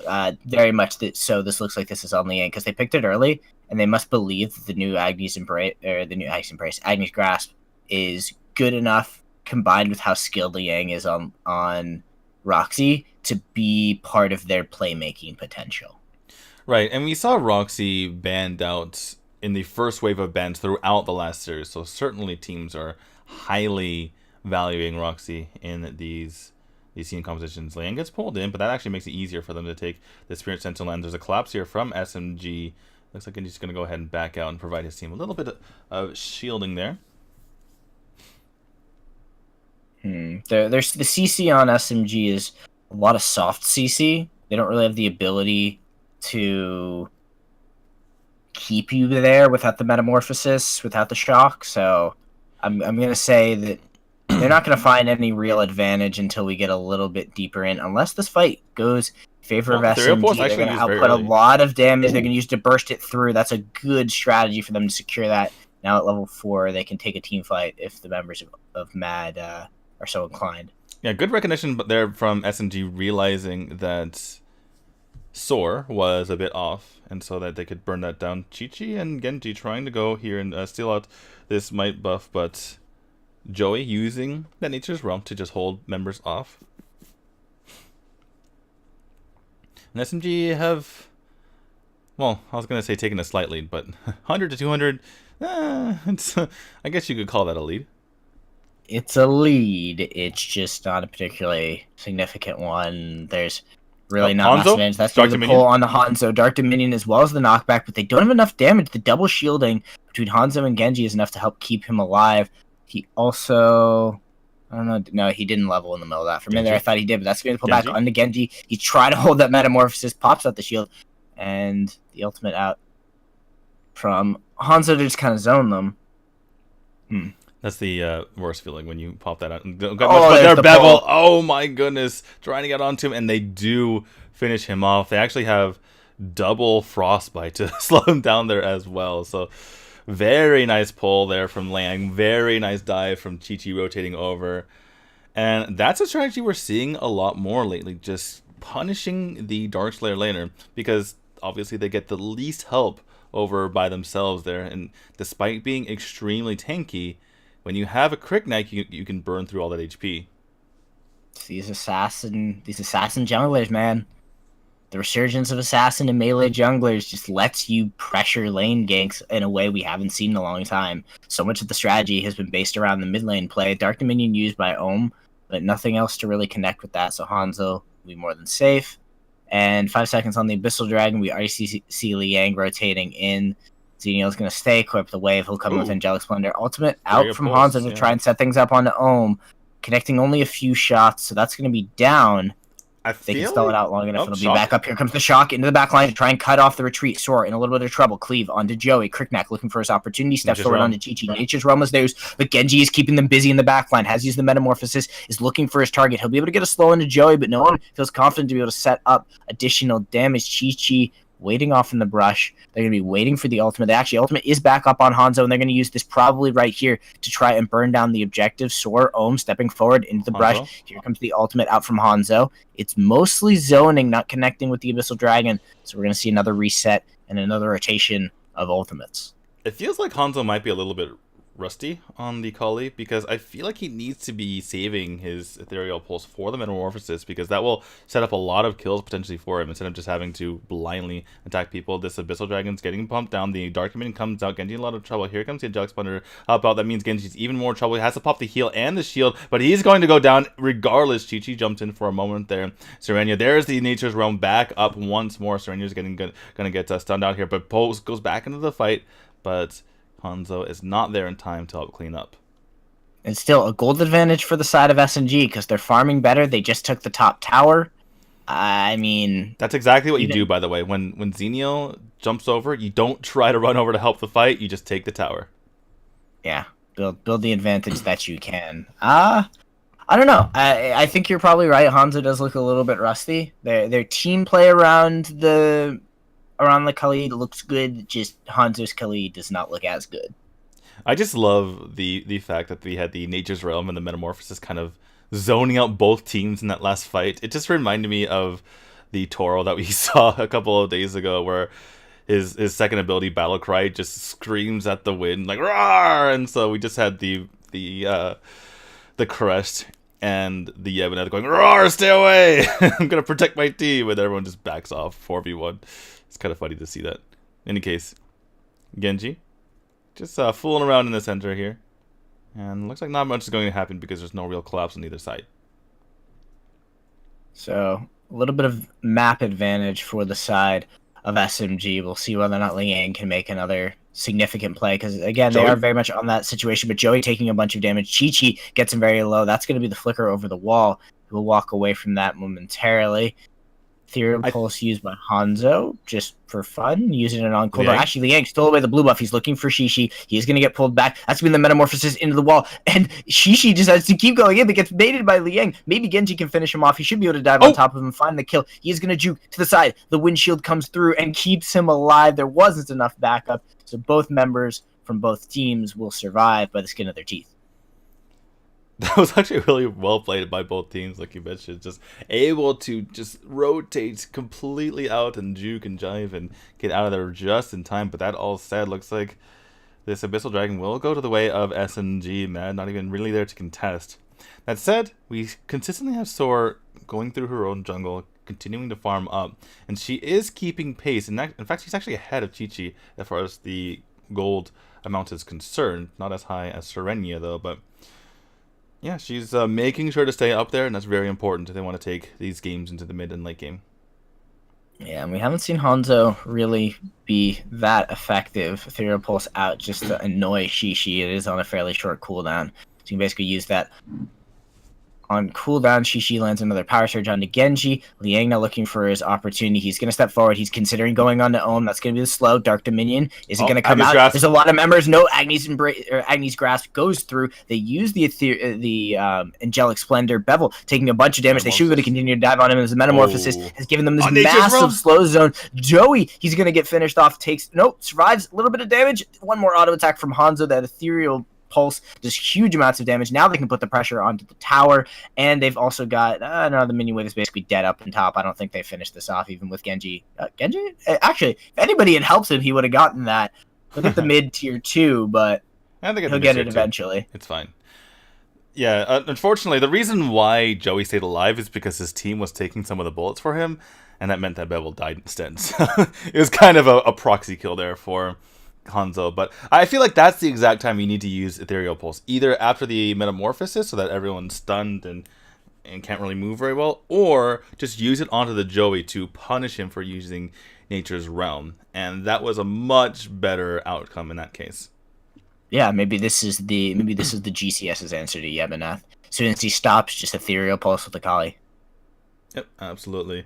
And speaking of which, she just uses on the Sage Golem. I can't do the words. Sage Golem. Sage Golem. I tried to call it the Sage Golem, which is actually way harder to say.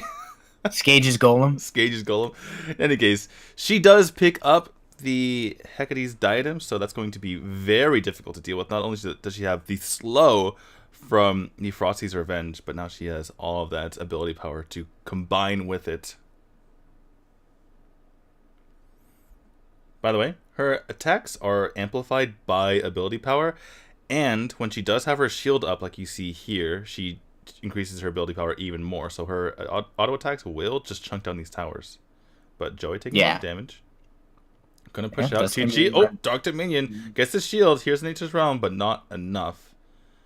Here comes the shotgun as well into the back line. Not sure Serenia has his team there, but the distractions were enough because here comes a Metamorphosis. The tower is actually going to go down here eventually, and yeah, SMG is still pretty healthy. I'm taking a lot of damage. Meanwhile, on the back line, Hanzo just reading him like a book, swiping back and forth here, and that Drake in the meantime just takes down the top tower. So in the blink of an eye, SMG just starting to take down the infrastructure of Mad.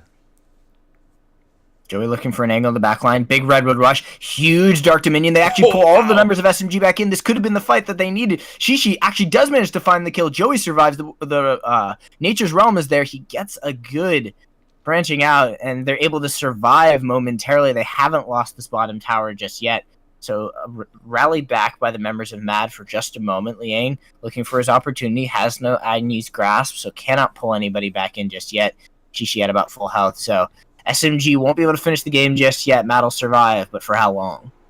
Great Redwood Rush and great pushback there from Xingyi to basically lock everyone down for an extended period of time. The only problem was they were down 8,000 gold, so it wasn't enough to kill everyone. Is that? That looks like Virtue's necklace from Hanzo. Hanzo. He could have just gotten Spoopy's mask, and then he's going into a different item last, like Reyes. Barris Agony. That maybe. But Sora taking a bunch of damage. Is being chased down by Serenia. He'll move off into the brush, but a huge cleave. Alchemy Angelic's better to help them all, but that's a massive Metamorphosis to cut off the angles. They will all end up running through it, but we've got Chi-Chi on the hunt, looking to get on top of them. Joey trying to slow them down. This double tank line, it is impenetrable. They're just slowly keeping the members of Mad there. Redwood Rush, actually, it was all a bait, because they've got Hanzo on the core. His auto attacks aren't that strong, but he's getting decent damage, and they managed to get the kill onto Xingyi. Now they can go a little bit further forward. Bevel taking good damage, and it was all a 2-tier, 3-tier, 3D chess level play. The bait on the core to pull them back. Good branching out to keep them all there. Chi-Chi into the back line. Bevel is gone. They managed to bring down another kill as well in the number of Soar, and Mad will fall. That was 3 members of SMG chasing 5 that entire time. It was all a debate. It was a debate. If we get the core, we get the core, or if we don't get the core, we get the bottom tower, and then we get the core. Yeah, and the Raz tried to go back and salvage the situation, but good Agni's Grasp from Liang once more takes him out, leaves 0 defense there, and they finish the game. Roxy is turning to be an absolute beast in this new patch. She was pretty good before, but with the new rework, she is kind of ridiculous, especially when you get her on a player of Liang's caliber.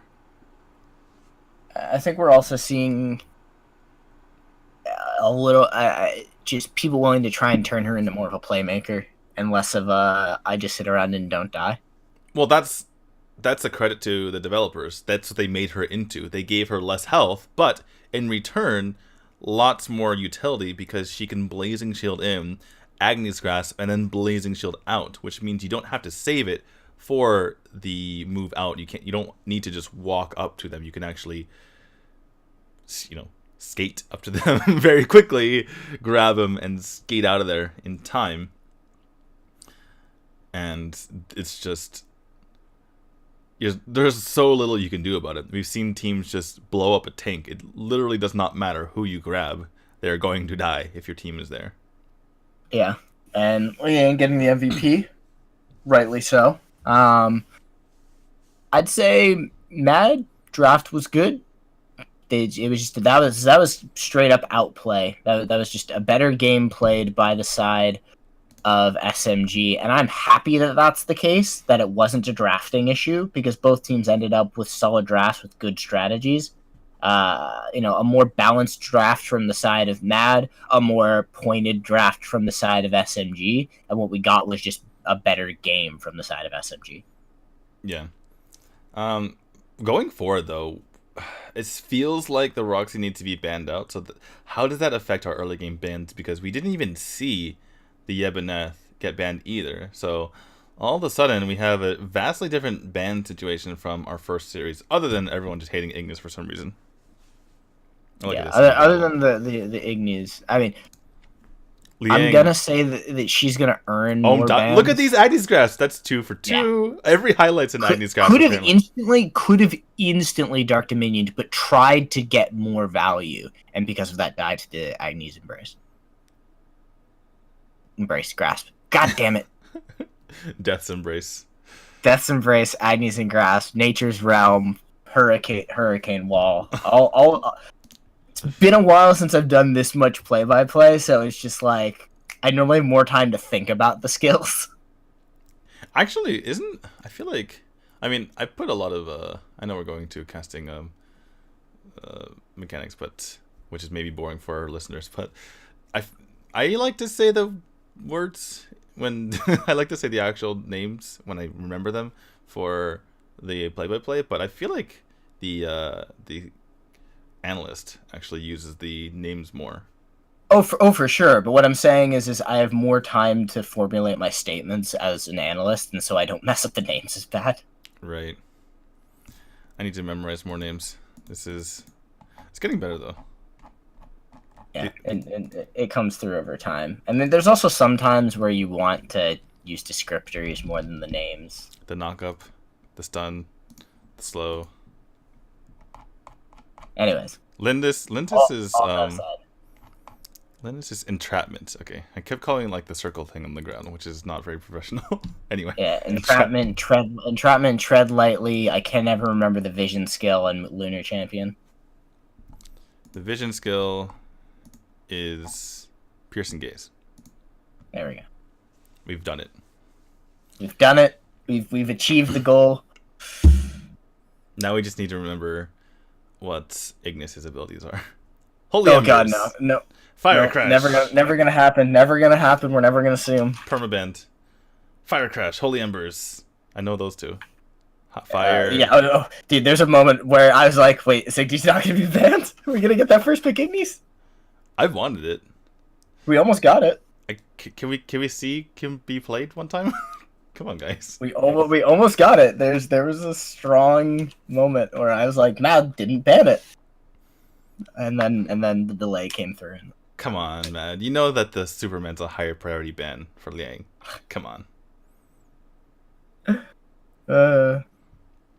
So they're willing to yield the Lindis and possibly even the Yebeneth to get themselves the Omen. It's not a bad opener. Still gives you plenty of strategy. The Crashed being considered by Mad after that tank chase was just funny. Yeah, just completely yelling at them, just screaming at them at the top of their lungs. We're going to get you. And then meanwhile the core was dying. I feel like Mad just overcompensated on their draft. Yeah, and now Lindis is available. Raz is available. What is that look there from Serenia? I mean, that look from Serenia, that's... Oh, they done screwed up now. He's like, Like, he's like, that's the look in the camera and be like, just you wait.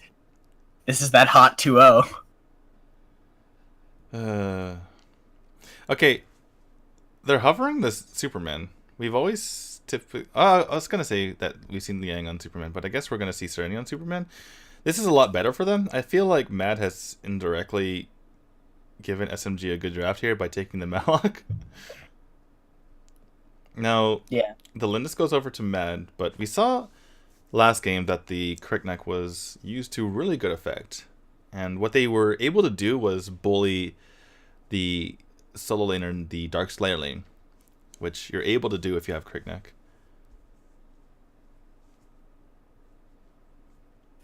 I don't know. I feel like Mad put themselves in a bad scenario where they were like, we're going to get that scary double tank, but SMG don't care. Because Liang is going to kill you, and Hanzo is going to push you around the map. And those just weren't things that SMG had to deal with on the side of Mad when they were fighting this out. So, right. And the thing is, you're not going to, like you mentioned, the big scary tanks might not be able to be in the fights because they have to deal with Omen constantly pushing down their lane. Yeah, and they have to deal with Superman pushing them away. Like, there's actually far more obstacles to the point where I think SMG just won this draft right there. Because they can take any mage that they want. They're going to get Raz or Liliana or, anything else under the sun. They can also very easily find a powerful support. Annette is an option. Mina hasn't been banned. Okay, Mina just got banned. I don't know. I'm looking at this and it feels like Lily on the there's band. already enough damage, Lily. So they're like, why is Mad picking Kali? Yeah, I don't. Did they just remember that she existed and they're like, that does not make sense. I wouldn't do that. You're gonna get bops for doing that. There's not enough protection from a Superman. That's your problem. Is like the Superman is gonna be able to get to the Kali. Right, and the reason why the Kali was picked last game was because it was a better mage to use against the Ebeneth. Now, it was also behind a wall of people. Right. Well, they do kind of have a wall, and I suppose if they're trying to take it away from SMG, you could argue that Kali can unleash Ethereal Pulse against the Malik and the Crash, but as I say that, they take the Arum, so that front wall got even bigger. Except now they can have Raz. Right. Do you think they go for a marksman? I guess they don't have a support, huh? So no, you pick a net. Yeah. Do they need a net? And that's not really. I would like a net with the amount of cooldowns between Chi-Chi and Serenia. Yeah, it's not just cooldowns though. I feel like, as I say that, it looks like you're correct. I'm in their head. I know the reason I like the net is because it stops both Malik and Crashed from being able to do what they want in the middle of the fight, which is continuously apply slows and cleaves. Right. And it also has the, Annette's got really high playmaking potential, but this also then facilitates we're going to split your team in half. We're going to leave Superman to go deal with them and make them annoyed. Meanwhile, Chi-Chi and Serenia are killing whoever we feel like we've zoned out. Well, Hanzo, yeah. Chi-Chi and Hanzo. Well, yeah, Chi-Chi, Hanzo, Serenia. I guess you could see it. Yeah, sorry. I guess Superman could be killing people as well, so... Yeah, well, no, I want Superman, in this situation, I want Superman on the, it's Annette. Annette cuts the team in half, and Superman just takes them on a wild ride. He, just zones them off into oblivion while the Omen, the Crickneck, and the Raz are killing everybody else on your team. And Mad, this is the sign of a weakened draft when you pick Crixie. Right. There's other things you could pick. Although, at this point, I guess it's not the worst, especially considering the frontline that she has. She can get a lot of the AoE damage. And also, the fact that a lot of the team fights, like you just mentioned, are going to be very chaotic by virtue of Superman pushing people around and the Hurricane Wall going up. The one thing I like about the Annette, at least as far as dealing with the other team is once the metamorphosis and the shot comes out, she's able to push people away. And another thing which is crazy about Hurricane Wall is you can push people in otherwise unstoppable ultimates. Like you can push Max, you can push in Liftoff, you can push the Yevoneth in Nature's Realm, and I imagine you can push Bevel when she's in the middle of a snare. So she uses snare, and then you just push her into your team and actually push everyone from the other team away, and you essentially just force a kill onto Arum. Honestly, I feel like Annette's a little busted in that capacity because Wind Wall effectively creates... I'm assuming the coding is that it creates impassable terrain. Well, I think... I experienced one of the most frustrating things when I used Liftoff as Max. I went in and I got hit by Hurricane Wall, and I got returned to my starting point, which was like a third across the map. So that's weird. That probably was a bug, and I was like, that's an interesting interaction. But yeah, I'm assuming it's coded as impassable terrain, because that would be the only thing in my mind that would allow you to move characters that are in theory immovable. Right. It's kind of like the opposite of Omen's Death's Embrace, because once he gets it off, it's just it's like there's a wall surrounding you and there's nothing to purify it.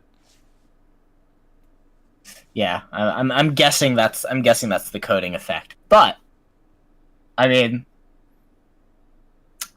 like I said with that last pick, Crixie, I think right now in the meta where characters are, if you've picked Crixie, you're out of options. You don't have an answer, so you're going with a safe pick. And to me, that's a sign of conceding the draft.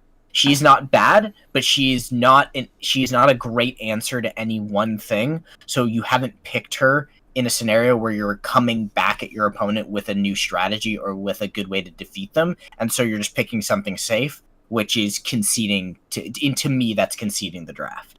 They were hovering the Alistar for a while, but it seems like they decided they weren't going to have enough damage in that situation, so at least they will have some form of damage with the Crixie there. Yeah. So that's I think SMG played better that game in a situation where the drafts were even. Now they've got what I would consider a stronger draft overall. More damage, more threat, more options, more utility. I think SMG takes this solely based on the draft. Yeah, I would have to agree.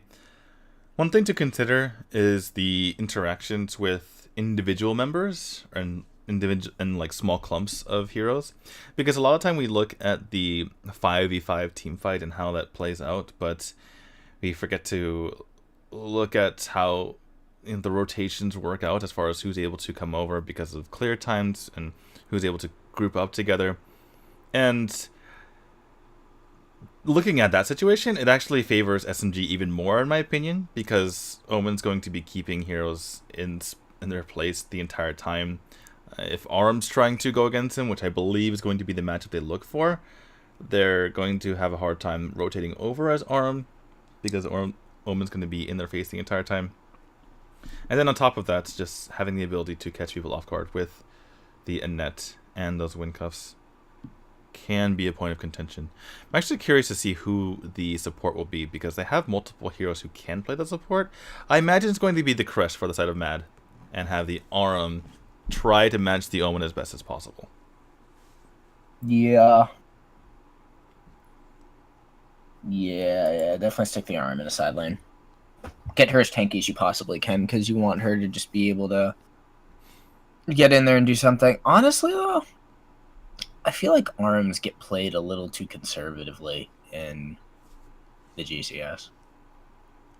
Well, we haven't really seen her all that often, so we'll see how that goes. Yeah, no, I don't have a really good sample size for that assumption. It's just something I like. It's really just a feeling that it feels like that's just kind of how it happens. We do see some aggressive invading with Genji and Hanzo, and actually, this makes perfect sense. Think about it. It's a net Raz, plenty of setup for each other, and it's Genji Hanzo. Like, that's just such a good duo to run this combination. Right. Well, they do tend to stick together as a team. Joey doing a good job of slowing down Serenia here on his rotations. But that said, Strania is a lot quicker at clearing out these minion waves, so he'll be able to rotate over to the team before Joey is able to. But yeah, like you mentioned, SMG's Hanzo and Genji here, those power surges constantly coming out, means that Genji gets all of those passive stacks. You get enough of them, then your entire team gets the healing. Liang is going to go ahead and back off, realizing that Sora is in the vicinity and can easily take him out if he's in a bad position. One thing to consider, if you're just an absolute boss, you can stand inside the beast and they won't affect you. So we'll see if Liang decides to take advantage of that. But Chi-Chi tries to rotate over. Joey is wise to the situation though and backs off. And here we go with our first Abyssal Dragon. Yeah, Hanzo not level 4. Actually, not a whole lot of level 4s on the side of SMG. Pretty much even across the board for Mad. So maybe getting a little bit more experience if they can kill that one minion and get back to the... Just share out some of that jungle experience. Get themselves to those ultimates. Because without Hurricane Wall, I'd be a little concerned about how the fight plays out. You want to have that piece of utility to help keep you alive. Level 4 in for Serenia, level 4 in for Hanzo. So 2 of those big abilities coming online. Yeah, I don't know. Find Genji that farm, man. Because of the massive front lines that we see from both sides, and particularly for Mad, they really want to pick up their ultimates right here. Oh yeah, the Hurricane goes in there, but the sword picks up the... Here comes the Metamorphosis onto Hanzo. Hanzo has to flicker out of there, but can get forked in the face and goes down here. But old Popeye Serena going to be pushing Sora into the tower. Can he finish off this kill? Pushes it one more time, but not into the tower this time. He gets it, and there is Sets up another one? Oh my goodness, but Serena is so low. Ohm's able to take him out in the end. Joey comes over to try to help out, but the only one left remaining is Genji here. And in the meantime, though, Liang and Chi-Chi rotate over to take the kill over the top side. Shinji actually goes for the flicker, and then they just try to knock off Liang there, unable to get the kill in the end. But at the end, with the Abyssal taken here, and I believe First Blood, Mad has picked up roughly 800 gold lead. Ohm? He wants to get that damage. He wants to get the damage taken crown back. The Hurricane Wall. Oh no, Hanzo's not in position. Genji taking a lot of damage here from Shinji, and Mr. Monkey will reset. Okay, they were considering that play. So really early on, Chi-Chi decided to rotate top so they could make the play there. That gave Mad the clearance to take the Abyssal Dragon and take the fight in bottom. It ended up being 2 for 2 at the end of the day, with just the objective going over to Mad. So SMG, I don't necessarily like that play setup, but they do end up finding an opportunity to kind of deal with it. Now Liang being pressured out. This is likely to be the tower going down. I'm not sure they're going to be able to save this. Genji steps up. It's some slow, but they save it with the minions. And now Ohm kind of in a weird spot. Might be cut off because all of the members... Oh, he jumps right into the bush! Starts to take the damage! Does he get finished off? No, he gets off the Metamorphosis. Genji gets stunned out. They're looking for an opportunity here. Here comes Serenia into the back line, pushing back. He's got to get obliterated. Joey! Great Hurricane Wall to stop Joey from being able to get on top of them. Has to shock over onto the side. Now they're looking for any other opportunities they can find. But it will be SMG walking away with the 1 kill. Did he try to shock on top of the Hurricane Wall, and did the Hurricane Wall stop him from being allowed to do that? I don't know. I don't think the shock was from the beginning. The shock was aimed outside the Hurricane Wall. Was it though? And I believe so. Okay. Because I thought I saw it like do something weird, and I was like, wait, Hurricane Wall's busted. All right. Well, I want to take this opportunity to thank Devil for the host. Thank you very much. And he has a question. Why Crash have Punish? Well, lots of Crash in both the GCS and RPL like to run Punish for that objective control. And we've seen it work to good results in our game. So, yeah. Objective control, also being able to steal out some extra minions to be able to boost your gold and experience as a support, because you're usually starving yourself, and to be able to also simultaneously affect the jungler. It can all kind of compound. But here comes Chi-Chi looking to put pressure on the Bevel. The tower is going to go down. That's going to be a really good snare on the Liang. They end up trading about half health. That's going to be the Metamorphosis. But into the backline, Hanzo looking for Shinji. He needs one more auto attack. He will manage to finish him off. Backup coming in for Serenia. Can they get on top of someone? Chi-Chi destroying 2 in the backline. Bevel is low. Sora is under pressure. They'll be able to push him back. Get that easy Bevel gets kill. out. Oh, no. No. Genji's got him. He's watching. The auto attack.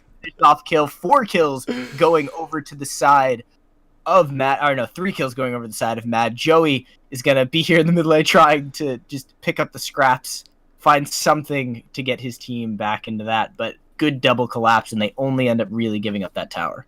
You know you're low on health when an auto attack from Annette will take you down.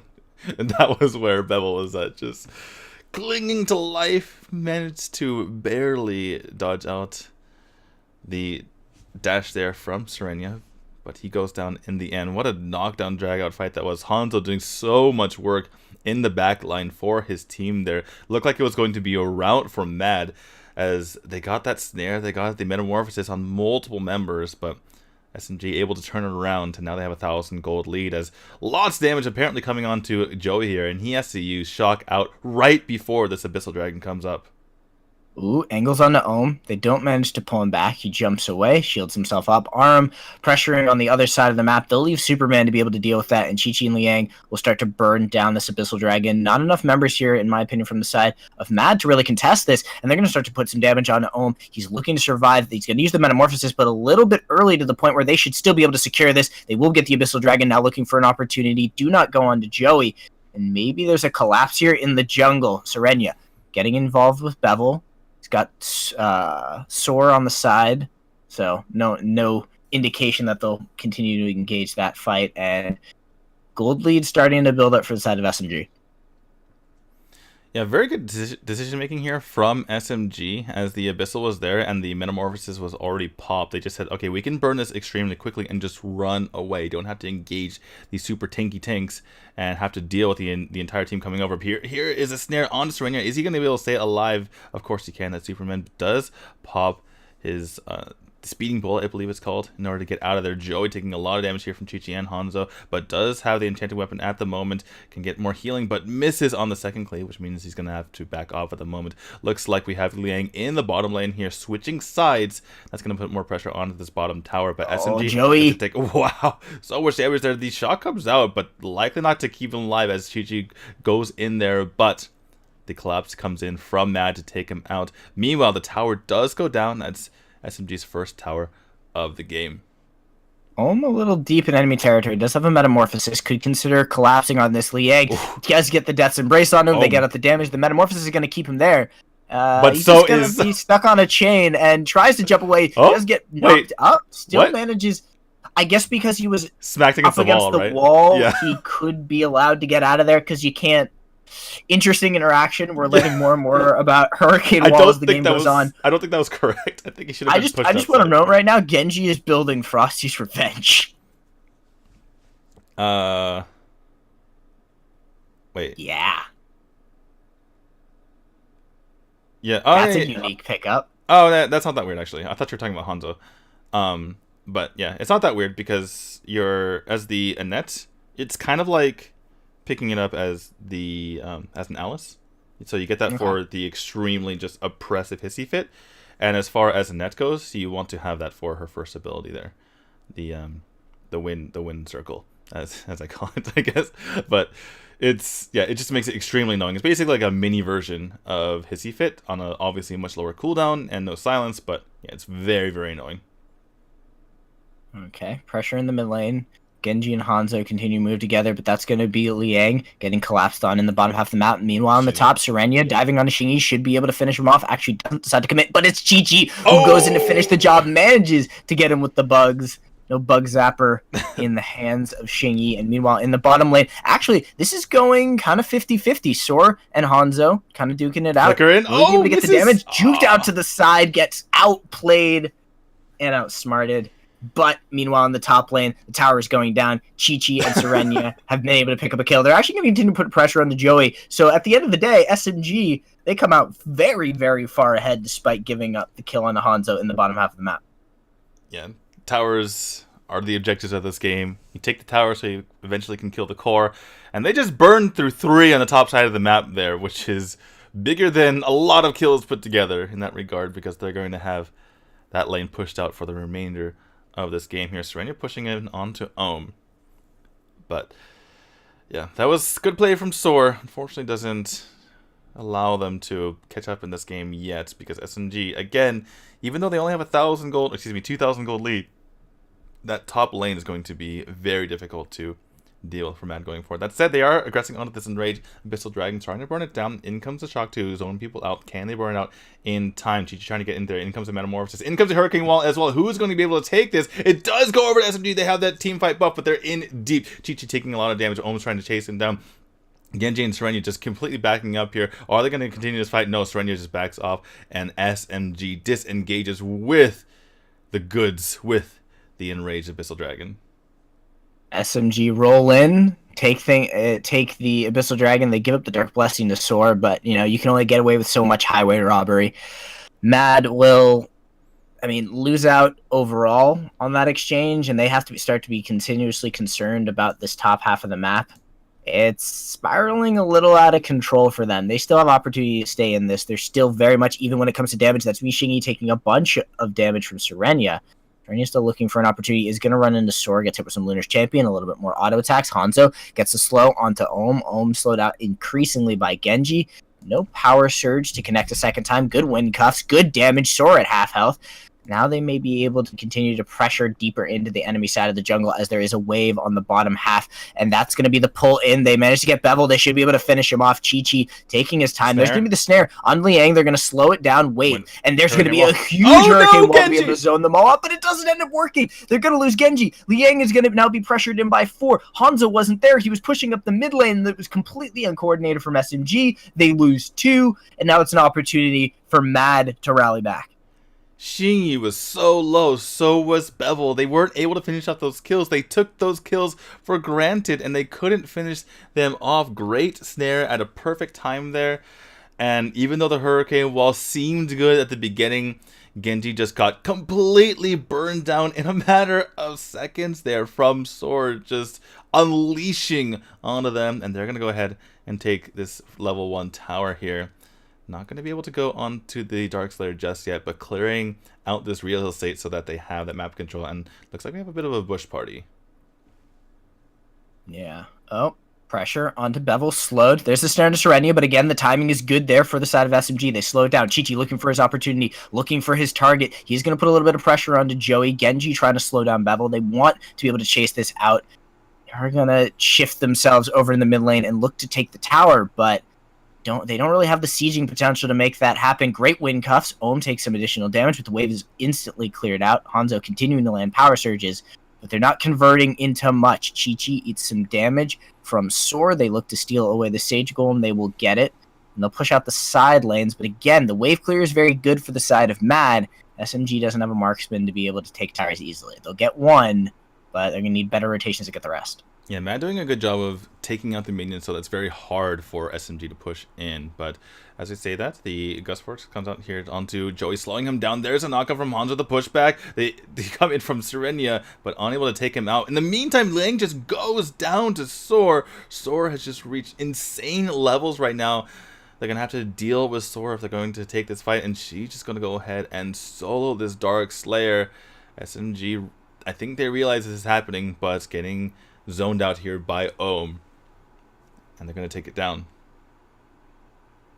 So Mad very much not giving up. The fact that they've been able to just bait in the members of SMG is impressive, because SMG has been very good about being decisive with their kills and their objective play, and now we're seeing Mad doing a really good job of just kind of getting them to overextend. Right, and they're doing in particular a good job of catching out Liang when he's overextending here onto that side lane, because that's the scariest part about having an Omen, is just constantly having that pressure on you. So Mad being very decisive and rotating over and taking Liang out. Now for SMG, they're having an extremely hard time. Oh, and Serena taking a lot of damage here, getting slowed here by Sora with that might buff, makes it so much harder to deal with. Genji actually in a lot of trouble, has to flicker out, uses the shield as well. And the 2 key members here for Mad are the Aurum and the Lindis. And Lindis doing so much damage, and Aurum being nearly impossible to deal with for the side of SMG. Obviously, things like the Metamorphosis can be annoying, but if you're SMG, if you're Chi-Chi, you need to kill Sor, and you need to find a way to get away from the Aurum, because she's extremely to take out for them right now. Oh, Serenia, so much trouble. In comes the Metamorphosis, goes down. That slow from the Might Golem is just so important here for Soar. And it's kind of funny because Linduses have stopped taking Frostcape because it's like, oh, we'll just get the Might Golem every time. But Chi-Chi takes Soar down! Ooh, that's huge for them, especially with the positioning from Liang. If Liang could find the right opportunity, maybe... Okay, he's just going to play it safe, and they're going to use the opportunity to finally take down this middle tower, which has been an issue for them, but still, they don't feel confident committing to it. They don't bring enough members. They're going to take themselves the Enraged Abyssal Dragon. I mean, you take what you can get under the circumstances, but still, they need to get that middle tower. It is cutting off their rotations and is making it impossible for them to be able to really open up this game up against Mad. And, I mean, maybe now they can make it happen, but again, they're focused on keeping these side lanes pushed out, trying to get somebody to answer them, and then do it safely instead of committing to a dive in the mid, where they might actually be able to make that happen. Joey gets slowed down. We do have a possible flank coming in. Liang is on the side as well. Genji eats an extra tower shot, but they literally can't take it because no one's willing to commit. It cannot be overstated how important these 3 towers in the mid lane are, by the way, because SMG, in the position they are right now, they can't rotate to the left side of the map. They just don't have the ability to put nearly as much pressure on in this type of situation. And even with the teamfight buff that they have, it's getting extremely difficult for them to push in on the side of Mad, and not having a way to siege these towers, maybe they're undoing. And it's not just the clear speed from Mad, but it's also the ARM that they can't really get on the tower because they will immediately die to that snare. That said, Hanzo dealing a lot of damage at the moment. Chi-Chi still has that Dark Blessing. If he can jump onto the backline of Mad, then he will have that second life to his side. That said, it's just so hard to get to the backline when there's this huge obstruction in the middle of the map. They have to just be willing to commit to the dive. They have to be willing to do it. Actually, this angle could be really good for them. They're starting to rotate through on here. They get Shingy to step forward. But again, they're not confident in doing this. Joey fighting it out with Chi-Chi in the side of the jungle. Bevel starting to take some damage, being slowed down by Genji. They're just not willing to commit to it. They can't flank them when there's towers in the way. It just walk at the tower, commit, make something happen. You've got the second life on Chi-Chi, dive, and open things up, because otherwise you're not really going to get anything done. Yeah, this is just... SMG stalled by their own fear. Okay, Liang has gotten this. Just body forward, get this tower, move in, and get the job done. They finally managed to get the minions slightly in range, but they won't commit to it, and Omen's able to bait out the minions mildly for half a second. Now Bevel eating more power surges, but they're just playing this super awkward angle. Good wind cuffs there. Hanzo still getting power surges through, putting pressure on Shingy. Chi-Chi looking for an opportunity on a Joy, but I think he's too tanky for you to be able to do that. You've already wasted the Dark Blessing. It will not be there for them to be able to put pressure. And again, it's just this back and forth on this side of the jungle. SMG, commit. Serenia is, strangely enough, their best sieging potential, because he can actually just dive onto the tower and use an auto attack. Here comes the Death's Embrace onto Ohm. Is he going to be able to stay alive? He has a Metamorphosis still. In comes the shock here. Lang staying alive, but not for a whole long. And oh wow, the Metamorphosis comes out. He does have Blade of Return, I believe, but Chi-Chi unable to get out of there regardless. They do take the tower down eventually. In comes the Speeding Ball here from Serenia, able to take down Chingy in the backline. That is a 1-for-1 so far in this fight. They're trying to hold on. They're actually going to be able to take the Saigon Tower as well. Very nice split up here from SMG, just pulling apart the members. Joey's going extremely low too. He's going to go down before he can use his shock, but that's going to be used, and he's going to have to, even though he has Blade of Eternity, he's not going to be able to use it. A great wind cuffs. Lang actually takes a big cleave to the face. He's going to go down, and Genji's still alive. Lang going to come back up here. Serenia gets snared onto the tower. Great play from Bevel to take him out. He does have Blade of Eternity. He's going to get out of there. But after all that, after all the Blade of Eternities, SMG seems like they come out slightly ahead. They finally committed. And look what they got. The mid tower, the high ground, and multiple kills. They are now 4K ahead in gold. They now have all of the map advantage they need. The members of Mad are going to have to be split across the map on 2 different sides pretty much all of the time. Hey, they may even get this inner tier 2 because no one's paying attention, and the Cannon Minion is going to get in one more auto attack. They can easily move their way onto the Dark Slayer. It's almost as if committing to the mid tower was the key thing for SMG. Like, well, the funny thing is, okay, they actually didn't commit because they had 2 members on the right side, and then that split up the side of Mad. Serenia killed it. Serenia killed it. Serenia killed it in the middle portion. They committed. They committed enough. Well, the funny thing is, as we see a big old bush party. Oh, Hanzo. Oh, there's the metamorphosis. He actually gets stunned out here, trying to get out here. He gets the shield from Genji. Genji's gonna have to flicker out to save her life, though. Great wind comes to pull multiple members in. Oh my god, the snare! Sword! The pullback! So great job by Sergio and Hanzo to take out Sora. They don't even get the kill under the snare either. So Bevel, his efforts are just wasted. Serena continuing to pull back Bevel. The Drake is gonna help out in the kill as well, as Liang is pushing onto the tower and onto Joey. Oh, that's the saddest shock I've seen in my entire life, as his core is going to go down and SMG is going to pick up the 2-0 victory. That ended quickly after a lot of beating on the bush. It's almost as if SMG had the better comp, the better positioning, the better team fighting, the better team. And they just took a break in the middle of the game. Like, well, that's a concern. I'm not happy with SMG because that was so difficult for them to do. You get stalled like that up against J-Team or Flash Wolves, and they will rip you apart. SMG has kind of historically been tentative towards the late game. Now, like you mentioned, it can be a weakness, but in that case, I can see a little bit where they're coming from, because one snare and all of a sudden they're on the retreat and they're just dying to sword, just taking out everyone. They probably should have committed, but I can see where the fear is coming from. And Matt did a really good job of holding them off, using the fear of that Aram and the fear of Sora as well.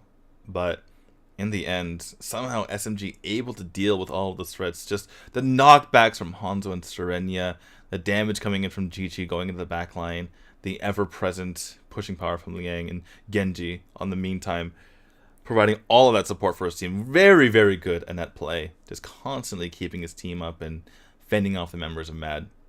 I gotta say, though,